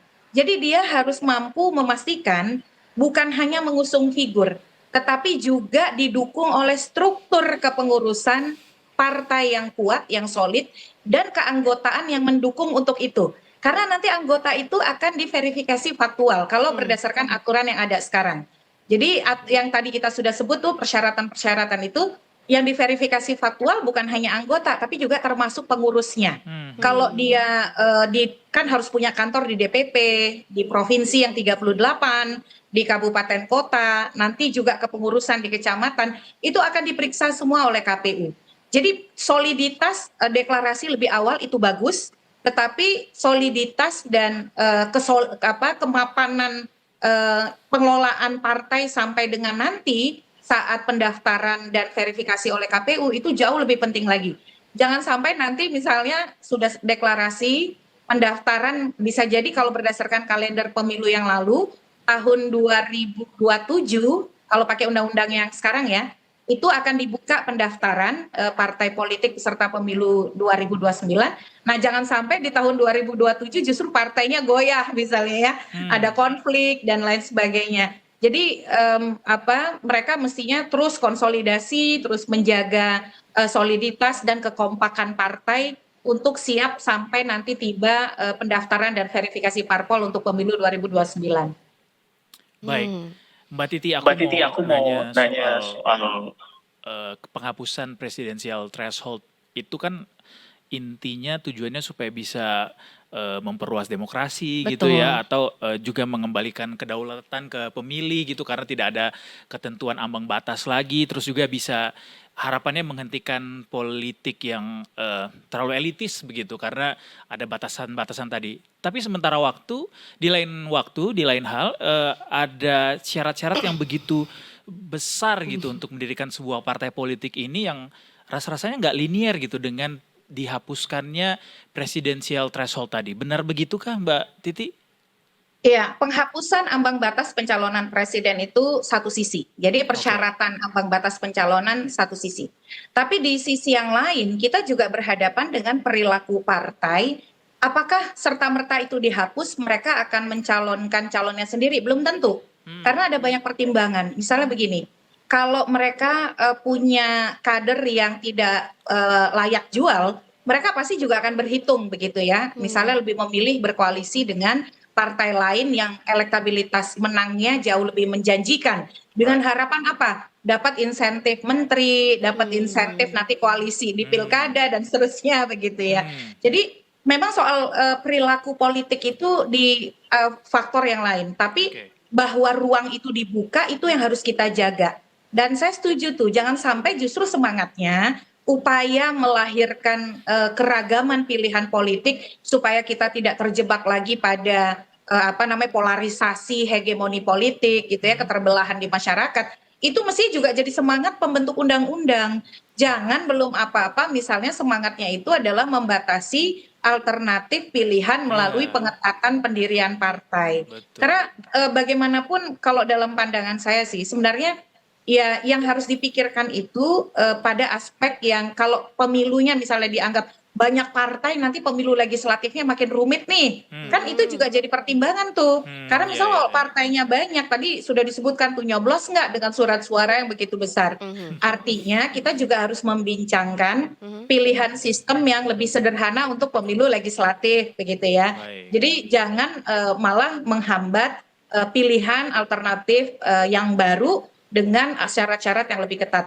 Tapi juga bagi partai yang ingin berdiri atau ikut kontestasi pemilu, semangatnya mestinya kan menjadi pembaru ya, pembeda begitu. Iya. Tapi kalau belum apa-apa sudah dalam semangat frekuensi yang sama, nah itu masyarakat jadi akan bertanya-tanya, ini arahnya mau kemana nih Benar. begitu. Perlu dipertanyakan lagi ya sebenarnya nih apa sih tujuan mendirikan tujuannya. parpol ini gitu. Sama juga dengan pertanyaan selanjutnya kita kayak dari pandangan Mbak Titi tuh dengan hadirnya parpol-parpol baru ini walaupun masih on the way gitu ya. Betul, Apakah betul. dia nanti bisa ikut kontestasi pemilu apa enggak? Apakah memang gara-gara si presiden threshold ini atau ada upaya untuk memecah suara gitu dari partai-partai yang saat ini sudah eksis? Pilihan-pilihan itu mungkin ada. Jadi kalau kita lihat ini kan dari partai yang baru dua ini aja ya, Gema Bangsa dan Gerakan Rakyat begitu. Yang satu kan memang lahir dari satu aspirasi politik besar terhadap figur Anies Baswedan dan itu yang mereka bawa.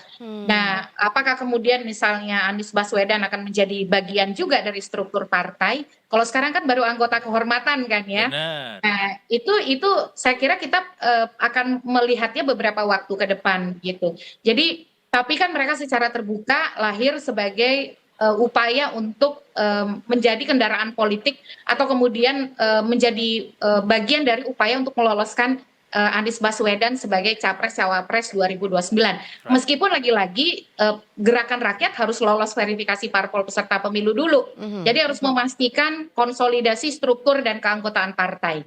Baru kemudian mereka bisa dengan apakah sukses atau tidak sukses mengusung Anies Baswedan, itu persoalan berikutnya.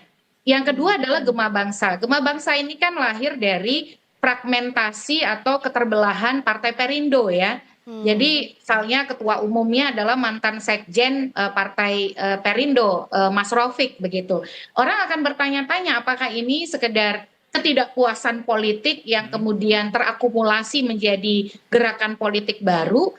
Tapi kalau kemudian tidak melihat ada pembedanya atau tidak melihat ada faktor yang bisa menawarkan kebaruan, ya orang akan melihat sama saja begitu. Yang justru yang akan terjadi adalah dia bisa berpengaruh atau menggerus suara dari partai yang dianggap punya tipologi yang sama.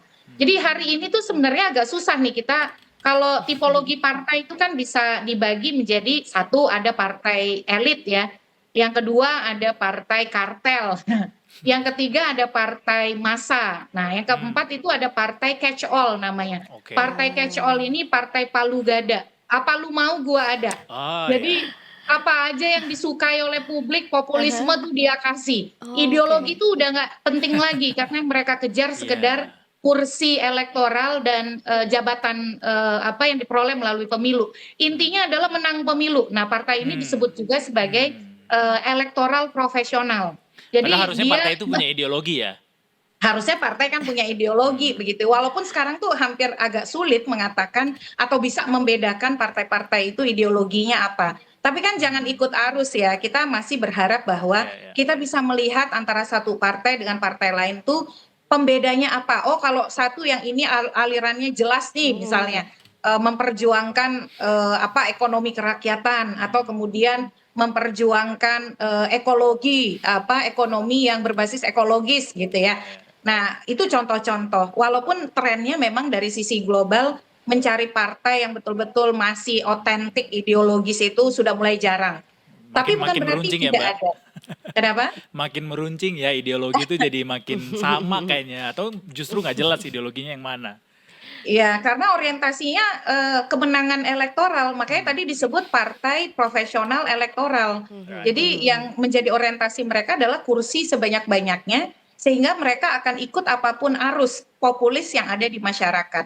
Nah, itu yang berbahaya ya. Jadi dia akan menjadi sangat lentur, fleksibel dengan hal-hal yang sifatnya oportunistik dan mestinya ya jangan begitulah gitu. Ideologi itu tetap harus jadi pegangan sehingga loyalitas anggota itu tidak mudah beralih. Party ID-nya juga kuat dan betul-betul masyarakat pemilih itu berjuang untuk partai pilihannya dan menjadi kebal dengan politik uang gitu. Tapi menurut Mbak Titi sendiri kita udah ada di posisi yang mana tuh? Long way to go kah? Atau menuju ke sana lah ya Mbak? Ya, ada mulai begitu ya, tetapi memang tadi ya partai-partai yang biasanya membawa ideologi kuat itu susah untuk masuk kontestasi pemilu karena syaratnya berat tadi. Jadi segala sesuatu yang ideologis itu kan butuh waktu begitu. Nah, sayangnya di kita tadi lagi-lagi syarat itu berat sekali. Mau tidak mau ada beberapa yang akhirnya menggunakan strategi beradaptasi dengan kekuatan yang berkuasa sehingga mereka yang penting lolos dulu lah verifikasi sebagai partai politik peserta pemilu. Nah, ini menjadi tantangan berikutnya ya terkait dengan situasi dan sistem kepartaian kita. Tapi kalau kita bicara sistem kepartaian kita, yang jadi tantangan dalam sistem politik yang mahal hari ini, yaitu persoalan pendanaan. Jadi sudahlah mereka menjadi partai politik peserta pemilunya berat dan mahal, sudah berkontestasi pun ya sistem pemilunya itu masih menyaratkan biaya tinggi, biaya besar gitu. Nah ini yang harusnya tuh oleh pembentuk undang-undang tuh dijawab melalui revisi undang-undang pemilu. Bukan hanya revisi undang-undang pemilu, tapi juga undang-undang partai politik. Tidak Apa perlu yang perlu direvisi Mbak dari catatannya Mbak Titi? Ya, mestinya mereka tidak menyentuh hal-hal yang kontroversial mengganti sistem seperti pilkada ya. Harusnya kan yang dibenahi itu adalah apa yang sudah berjalan dibenahi. Nah, kalau dalam pandangan saya harus dibenahi pertama, bagaimana memastikan partai itu tidak tersandera oleh pemilik modal atau oligarki elit. Gagasan pendanaan negara untuk partai yang lebih signifikan. Jadi public funding, dana negara dialokasikan untuk partai yang disertai akuntabilitas dan tata kelola yang kredibel. Jadi di beberapa negara maju, di banyak negara maju dengan demokrasi yang modern, itu partainya dibiayai negara secara signifikan. Jadi negara membiayai partai untuk pendidikan politik, untuk rekrutmen politik demokratis, tapi dana dari negara tersebut juga dilaporkan pengelolaannya secara transparan dan akuntabel. Jangan cuma mau uangnya tapi nggak mau akuntabilitas, itu juga nggak benar gitu ya.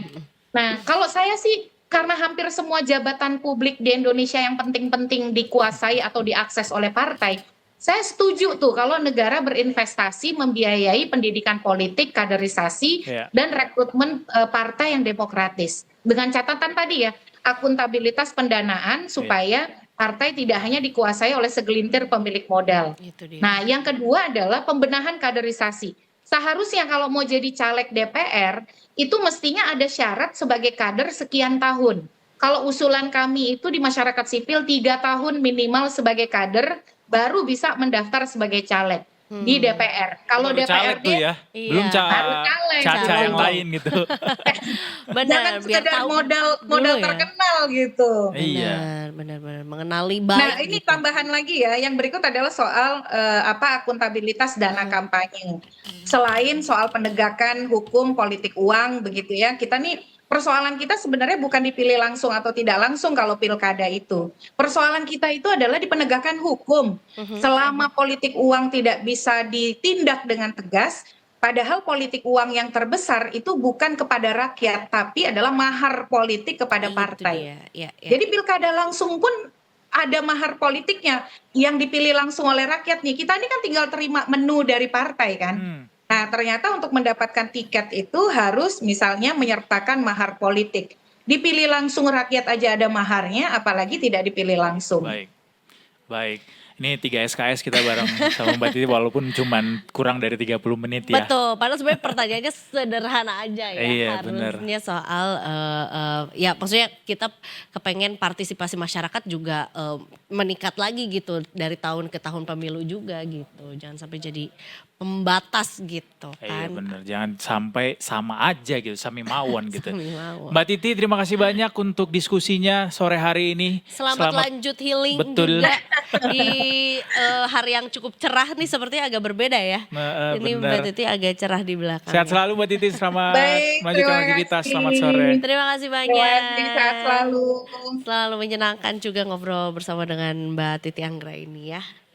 Kalau kita berarti kalau aku ambil master hukum gitu di UI, dosennya Mbak Titi ya? Iya, bisa. Aku boleh nggak milih Mbak Titi Hukum apa jadi dulu? dosen pembimbingnya? Langsung dosbing aja gue ya. Bentar. Ini langsung apa jatuhnya tuh jadi kayak ngelamar langsung gitu ke Iya. dosen kayak gitu ya? Gak dong. Soalnya kalau di kuliah kan kita nggak bisa minta kan dosen pembimbing yang mana ditentukan sama jurusan enggak kan? along the way. Masa Boleh sih? kok memilih. Gue nggak bisa. Bisa kak, kan kita juga ada mata kuliah apa yang paling nyambung dengan. Nah iya, tapi dipilihnya penelitian yang sama kita lakukan. jurusan. Oh iya, tapi kan bisa menilai juga, Iya nggak mungkin sih, juga kita. benar. Iya, cuma kayak Sebenarnya ini. pada akhirnya yang nentuin si fakultas itu. Benar. Di gua sih kayak Kamu gitu nggak mau kasusnya. kayak kriminologi aja, Kriminologi gue sama siapa ya dosennya? Sama Rocky Gerung. sama ini detektif Conan. Kogoro. Kita coba ke Ranger Hijau yang Wah. sudah siap menyapa kita di ujung jalan sana. Sore Ada hari ini siapa? kita berjumpa dengan Wah, Brigadir Ade. Selamat Bu. sore. bukan. Iya tahu, iya kan? Oh iya, Brigadir Ade sore hari ini. Kita belum bisa dengar suaranya tapi ini kayaknya di lintasan Gatsu, ya mungkin ya, atau Sudirman. Bukan. Halo, selamat sore Edo dan Eza. Selamat sore Brigadir Selamat Ade. sore. Respect berat Betul. dengan Brigadir Ade yang saat ini ada di lapangan di tengah hujan yang masih cukup deras sepertinya ya. Ya, lumayan. Lumayan. Oke deh kalau gitu Brigadir Ade langsung saja dengan laporannya sore hari ini, silakan. Baik, terima kasih Edo dan Eiza. Selamat sore Detiker. Saat ini saya berada di kawasan MT Haryono, Jakarta Selatan. Dan untuk arus lalu lintas pada sore hari ini terpantau adanya kepadatan dari arah Cawang yang akan menuju ke arah Semanggi, terutama dari jalur arteri. Namun dari jalur tol dalam kota menuju ke arah Semanggi terpantau kondusif lancar dan kembali padat dari jalur tol mengarah ke sebaliknya menuju ke arah Cawang. Dan harap bagi para pengendara yang akan melintasi kawasan ini untuk tetap berhati-hati mengingat jalan licin setelah saat diguyur hujan, dan harap bagi kendaraan roda 2 pastikan tidak menggunakan jas hujan berjenis ponco demi keselamatan Anda berkendara. Dan terlihat di kawasan ini terpantau padat dan ada pun jalur busway. Harap bagi para pengendara baik roda 2 maupun roda 4 untuk tidak menjadikan alasan terburu-buru bagi Anda dapat melintasi jalur busway sebagai lajur kendaraan Anda. Dan merupakan kawasan ganjil genap juga kawasan ini. Harap bagi para pengendara untuk cek kembali plat nomor kendaraan Anda untuk disesuaikan dengan peraturan ganjil genap. Dan kemudian dari arah sebaliknya, dari jalur arteri, arus lalu lintas dari arah Semanggi menuju ke arah Cawang, terpantau juga adanya peningkatan volume kendaraan. Dan selain dikarenakan peningkatan volume kendaraan ini dikarenakan bertepatan dengan jam pulang perkantoran, juga disebabkan banyaknya masyarakat yang menggunakan transportasi pribadi roda 4 menyebabkan kepadatan arus lalu lintas di kawasan ini. Dan kami pun menghimbau bagi seluruh pengendara untuk lebih baik menggunakan transportasi umum di saat kondisi arus lalu lintas seperti ini dan demi kelancaran arus lalu lintas bersama. Dan demikian informasi yang dapat kami sampaikan, dan bagi Anda yang ingin mendapatkan informasi tentang kondisi arus lalu lintas terkini, Anda dapat menghubungi call center kami di 1500 669 atau dapat melalui SMS center di 9119. Stop pelanggaran, stop kecelakaan, keselamatan untuk kemanusiaan, Indonesia tertib dan salam presisi. Demikian Brigadir Ade Sinda melaporkan. Selanjutnya kembali kepada Edo dan Eiza di studio. Terima kasih banyak atas laporannya sore hari ini Brigadir Ade. Mudah-mudahan juga buat detikers yang memang harus menerjang hujan gitu ya. Sama kayak Brigadir Ade juga sore hari ini, karena memang ya pengen pulang lah sama kita semua. Yeah. Tetap berhati-hati juga, diperhatikan juga kondisi kendaraannya dan juga rambu-rambu lalu lintas. Ya, tetap tertib ya meskipun hujan deras. Terima kasih sekali lagi Brigadir Ade, selamat berlanjut. Thank you Berat. Wih, udah lama nih gak ngomong Menuntaskan thank you tugas. Berat. Ya, terima kasih. Selamat bertugas. sore. Selamat sore. Kita break dulu Detikers, habis ini kita akan ketemu Ibu Kepala Sekolah kita kembali. Selamat pagi Cikgu. Iya betul sekali, dari Detik Edo kita akan ngobrol soal pemulihan sekolah-sekolah di Sumatera yang terdampak sama bencana banjir kemarin. Itu dia ya. Ya udah jangan kemana-mana. Abis ini Sunset Talk di Detik Sore. Gak cuma hore-hore.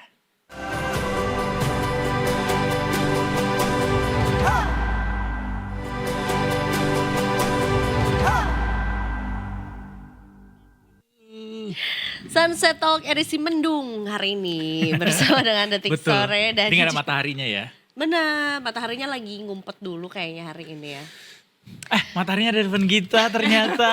Ngumpetnya di sini Detikers. Bersama dengan Warren Bell, Detik Edu Mbak Hani. Selamat sore. Selamat sore Eiza, Alhamdulillah Edu. ketemu lagi sama Selamat sore kepala Mbak sekolah Hani. kita. Benar, emang kepala sekolah tuh nggak boleh absen. Benar. Walaupun Kalau ada murid-muridnya lagi pada nggak masuk, dia harus tetap hadir di sekolah. panggilannya Iya. luar biasa loh untuk memberikan informasi sama kita juga Mbak Hani. Ini siaran pertama 2026 sama Mbak Hani lagi ya. Udah kemarin. Ih, kok gue gak ada. Sama siapa ya kemarin ya? Sama Elvin, siapa ya? Alvin, siapa ya? Oh pokoknya bukan sama Eza ya. Gue sungguh lupa juga. Tapi waktu itu bahasnya adalah soal sekolah rakyat. Oh, update sekolah Benar. rakyat. Ini masih Ya, tentang ya. soal sekolah. Tadinya gue kira kita akan bahas soal beasiswa karena hari ini LPDP buka ya.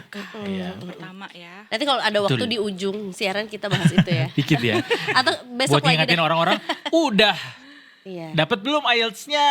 Udah dapat belum LOE-nya? Procrastinating at its finest nih Iya, orang iya. sebelah gue. Hari ini yang mau kita bahas adalah soal proses belajar mengajar di Sumatera setelah kemarin ada bencana banjir bandang ya. Kan sebenarnya di akhir tahun kemarin tuh sudah mulai ya Mbak proses untuk menata kembali gitu ya untuk sekolah-sekolah yang ada di sana. Tapi kalau boleh kita diingatkan kembali seperti apa sejauh ini proses yang sudah dilakukan dan gimana kondisinya sekarang Mbak Hani di Sumatera. Iya, berdasarkan laporan Pak Mendikdasmen kemarin, Pak Abdul Muti di DPR ya, itu untuk di Sumatera Barat sama di Sumatera Utara, itu sudah berjalan 100%. Oke, apanya tuh? kegiatan belajar Kegiatan mengajarnya. belajar mengajarnya. Kemudian untuk di Aceh karena yang paling parah ya, Hmm. itu 95%. Oke. Tapi itu pun bukan kondisi yang ideal ya, mereka beroperasinya 100% tapi banyak kurangnya gitu maksudnya. Tapi ya daripada enggak ya mereka belajar dengan kondisi yang mungkin fasilitas yang masih seadanya Terbatas gitu. Karena kan juga pada saat bencana ini terjadi, adik-adik yang sekolah ini tuh lagi mau ujian semester akhir semester gitu ya Iya. kondisinya. Jadi Desember Januari ya. Iya. Desember. Iya. Lagi ini sih rapotan kan waktu Oh, itu ya oke. kan. Udah ujian gitu kan. Jadi berarti ini tuh mengikuti apa tuh namanya ya? Kalender Udah pendidikan, kalender iya. pendidikan yang baru gitu ya. Masih Semester linear baru. berarti ya. Tapi kan harusnya beberapa daerah tuh udah masuk di awal Januari. Tapi kan sekolah mereka masih rusak, jadi mundur masuk sekolahnya karena sekolahnya terendam lumpur gitu kan. Terus buku-bukunya pada terendam banjir sampai dijemur-jemur gitu kan. Kita lihat foto-foto yang Betul, bertebaran betul. itu Belum gitu. pendataan administrasi segala macam juga harus ditata ulang lagi ya. Betul, iya. Tapi kalau ininya bangunannya sekarang gimana? Bangunannya ada yang masih ya, jadi 4.600-an sekolah kan rusak 4.600, kemudian 96% udah bisa digunakan. Oke. Jadi 4.000 sekitar 4.400 udah bisa digunakan. Kemudian gurunya yang terdampak nyaris 60.000. Wow. 90.000 iya ya. ini dampaknya apa aja? 60.000 Oh, guru, 60.000. nyaris 60.000 Oke, guru. oke. Untuk muridnya 683.000 dari 3 provinsi itu. Mbak Hani ini tuh kan walaupun aktivitas belajar mengajarnya tuh sudah berlangsung gitu ya 195% sampai 100% juga bahkan di beberapa daerah juga. Nah, kondisi-kondisinya tuh kan pasti beragam. Ada yang memang di gedung sekolah, ada yang di Ada yang masih tenda darurat seperti gitu apa kan. gambarannya, Mbak? Ya, ada yang kalau sekolahnya sudah bersih bisa di sekolah. Ada yang sekolahnya mungkin rusak. Kemendikbud bantuin tenda darurat atau mungkin ada yang kelasnya masih berfungsi sebagian di shifting, sistem shift gitu. Oke. Dan Pak Mendikbud juga tidak menuntut ini sih harus mencapai target enggak. Jadi fleksibel. Oh, jadi nggak ada target Pembelajarannya. tertentu yang Iya, karena- ditetapin gitu ya? Jadi fleksibel aja yang bisa dikejar dikejar gitu. Tapi nggak terlalu nggak terlalu saklek kalau kondisinya normal. I see. Gitu. Kalau guru-gurunya sendiri kan sebetulnya juga ya sama ya, maksudnya juga nggak cuma murid-murid dan orang tua, ini guru-gurunya juga sama adalah korban dari juga. bencana juga gitu, yang sebetulnya juga mereka pun juga kondisinya ada yang masih mengungsi atau mungkin juga masih berusaha untuk bisa mengembalikan atau memulihkan kembali tempat tinggalnya. Nah itu Iya, ada apa ya maksudnya, apakah ada insentif kan untuk para guru? Ada insentif, tapi yang dapat ini mungkin ke guru yang terdampak paling parah gitu. Ada sekitar 16.500, nyaris 16.500. Mereka dapat tunjangan 2 juta. Oke. Ya mungkin juga termasuk kemarin ada sempat OJK bilang akan ngasih keringanan gitu untuk pembayaran kredit para korban terdampak ini. Iya. Mungkin juga termasuk salah Termasuk satunya guru. guru juga Kan di guru sana. salah satu yang paling ini ya, tinggi ya. Betul. Kreditnya. Pinjamannya ya, benar ya, karena mereka banyak bebannya juga. Tuh kan ada yang ibu rumah tangga segala macam juga. Betul. Iya. Nah, termasuk juga jadinya kan APBN harus merogoh lebih dalam lagi untuk dana pendidikan gitu ya. Iya, Karena kan iya, yang iya. seharusnya mungkin jadi untuk beasiswa misalnya atau program-program lainnya akhirnya jadi punya perlu mengeluarkan dana ekstra juga untuk bisa memulihkan kembali sekolah-sekolah yang ada di daerah terdampak bencana juga. Ada anggaran alokasi yang mungkin udah digambarkan sama pemerintah mungkin buat teman-teman kita Pak di sana. Muti kemarin mengajukan untuk pemulihan ini tuh 5 triliunan angkanya. Tapi dapat Untuk 4T pemulihan. ya Iya, katanya ya. 4,9 T sih, Oke. 4,9 T. Untuk fisik doang tuh atau seluruhan pendidikan gitu? Keseluruhan sih, Oke. keseluruhan. udah mulai ini belum sih, udah ada mulai pembangunan sekolah-sekolah baru mungkin di sana? Revitalisasi sudah berjalan. Oke. Sudah banyak banget di beberapa provinsi. Tapi kalau yang di pemulihan itu sudah sih diusahakan, udah sih. Ada beberapa yang sudah berjalan gitu sih pemulihannya.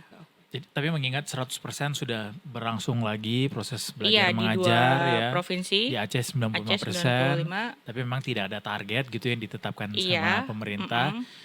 Sejauh ini apakah ada tantangan-tantangan di lokasi yang kemudian dicatat sama Detik Edu, Mbak? Di lokasi yang jelas sih Kemendikbud nggak hanya mikirin soal fisiknya mereka gitu ya, bangunan fisik atau buku, tapi juga bantuan psikososial. Oh iya benar, Ah, penting tuh Kan ya. anak-anak juga Betul. mungkin trauma gitu kan. Jadi kalau Somehow trauma itu kan juga landasan ya supaya nggak mereka bisa belajarnya nggak lebih konsen optimal. kan gitu kan, seperti itu. Itu juga ada di Kayak apa program-programnya yang trauma healing gitu. Trauma healing terus apa untuk ya? konseling gitu ya? Konseling, lebih ke konseling Oke. Iya. dari apa sisi mental health mereka ya gitu. Setuju. Soal guru-guru ini ada nggak sih kayak semacam sudah ditemukan ada kekurangan guru misalnya di satu daerah tertentu kemudian dilakukan apa namanya recruitment misalnya. subsidi silang gitu dengan daerah lain atau gimana? Oke, ini menarik ya, soal guru itu sebenarnya sedang dibahas di RUU Sisdiknas. Oke. Gitu. Gimana tuh? Pak Mendikbud kan bilang bahwa Indonesia itu tidak kekurangan guru sebenarnya. Really? Rasio guru sama murid tuh untuk nasional itu sudah pas sebenarnya. Cuman ada daerah-daerah tertentu yang kelebihan, ada Oke, yang kurang ya, gitu. ya, ya. Nah, itu nggak bisa dipindah-pindah karena apa? Karena terhalang otonomi daerah. Oke. Nah, nanti di RUU Mau Sisdiknas itu itu dipusatkan, adjust ya? iya. Jadi untuk guru nanti diambil sama pusat, jadi biar bisa lintas provinsi Iya, gitu. iya. Sekarang Itu terbentur RUU sama Sisdiknas. aturan itu. Iya. Iya, Oh, jadi nanti ketika aturan ini direvisi, nanti si guru ini akan bisa. Jadi misalnya ini kekurangan guru matematika. Oh, nih tetangganya nih bisa nih. Oke, kamu pindah situ tanpa ada benturan-benturan dari Pemdanya gitu. Tapi ini tuh khusus untuk guru yang yang PNS kah atau sebetulnya juga PNS ASN ya. Berarti PNS dan P3K. Oke. Iya. Gitu. Di luar tenaga honorer ya. Iya, Yes, pokoknya jadi enak gitu distribusinya gitu. Jadi diambil pusat gitu.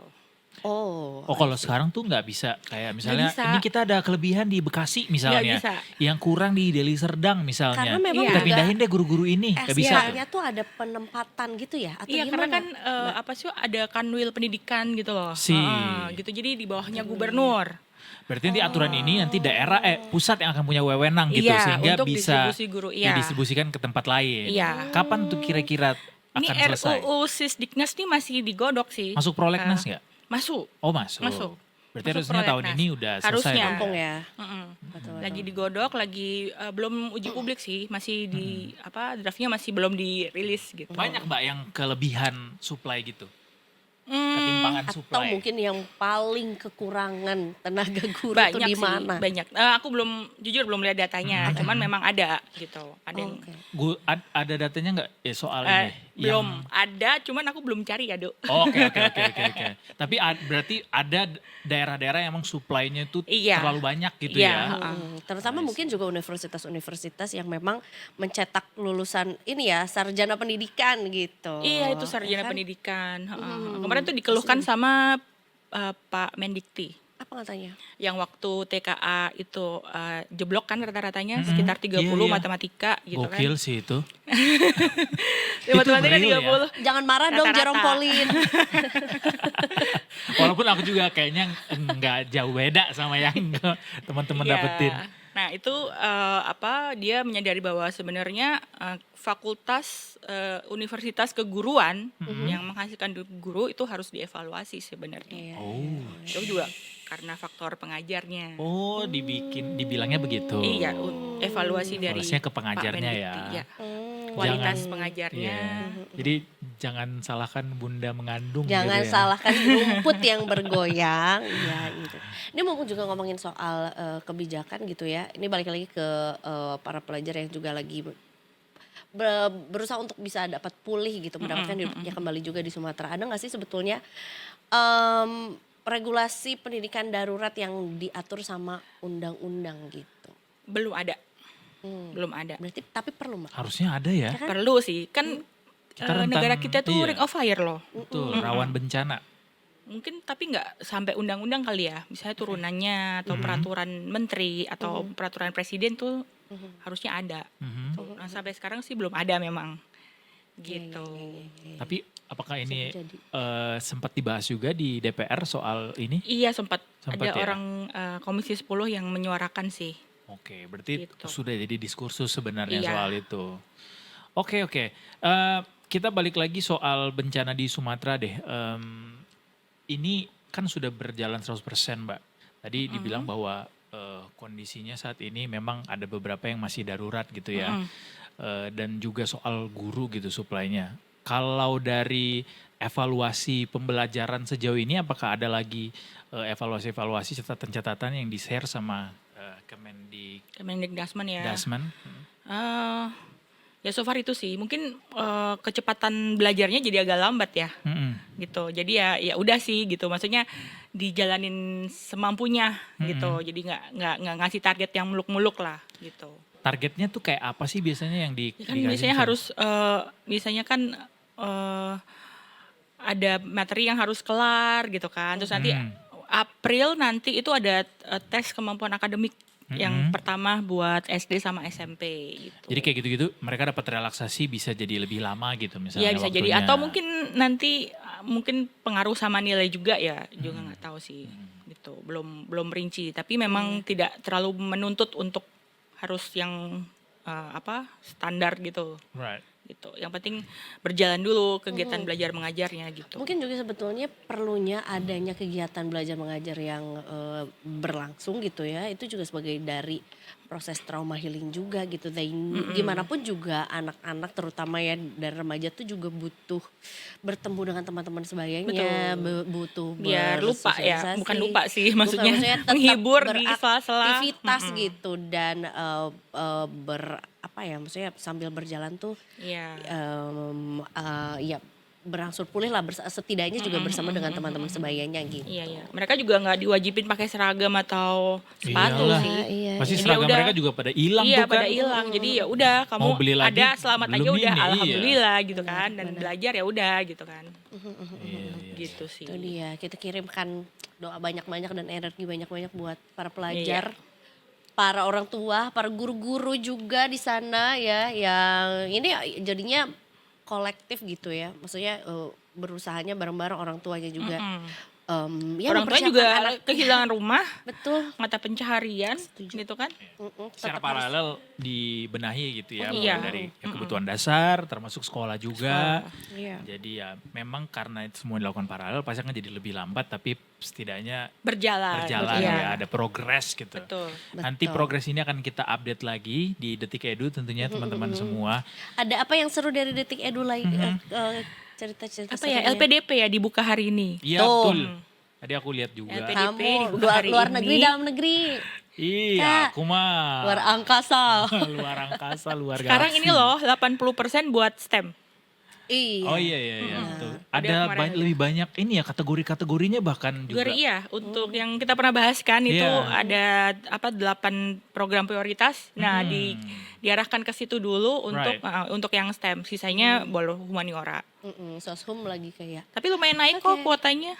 5 ribuan berapa gitu. Iya. Emang tahun lalu? Dari 4.000. Oh. Sekarang kalau nggak salah 5.900 apa 5.600 gitu. Apakah Anda salah satunya, Detikers? Silakan daftar. Ya, mulai hari ini. Mulai hari ini udah dibuka. ditutup administrasinya Februari kalau nggak salah ya. Iya.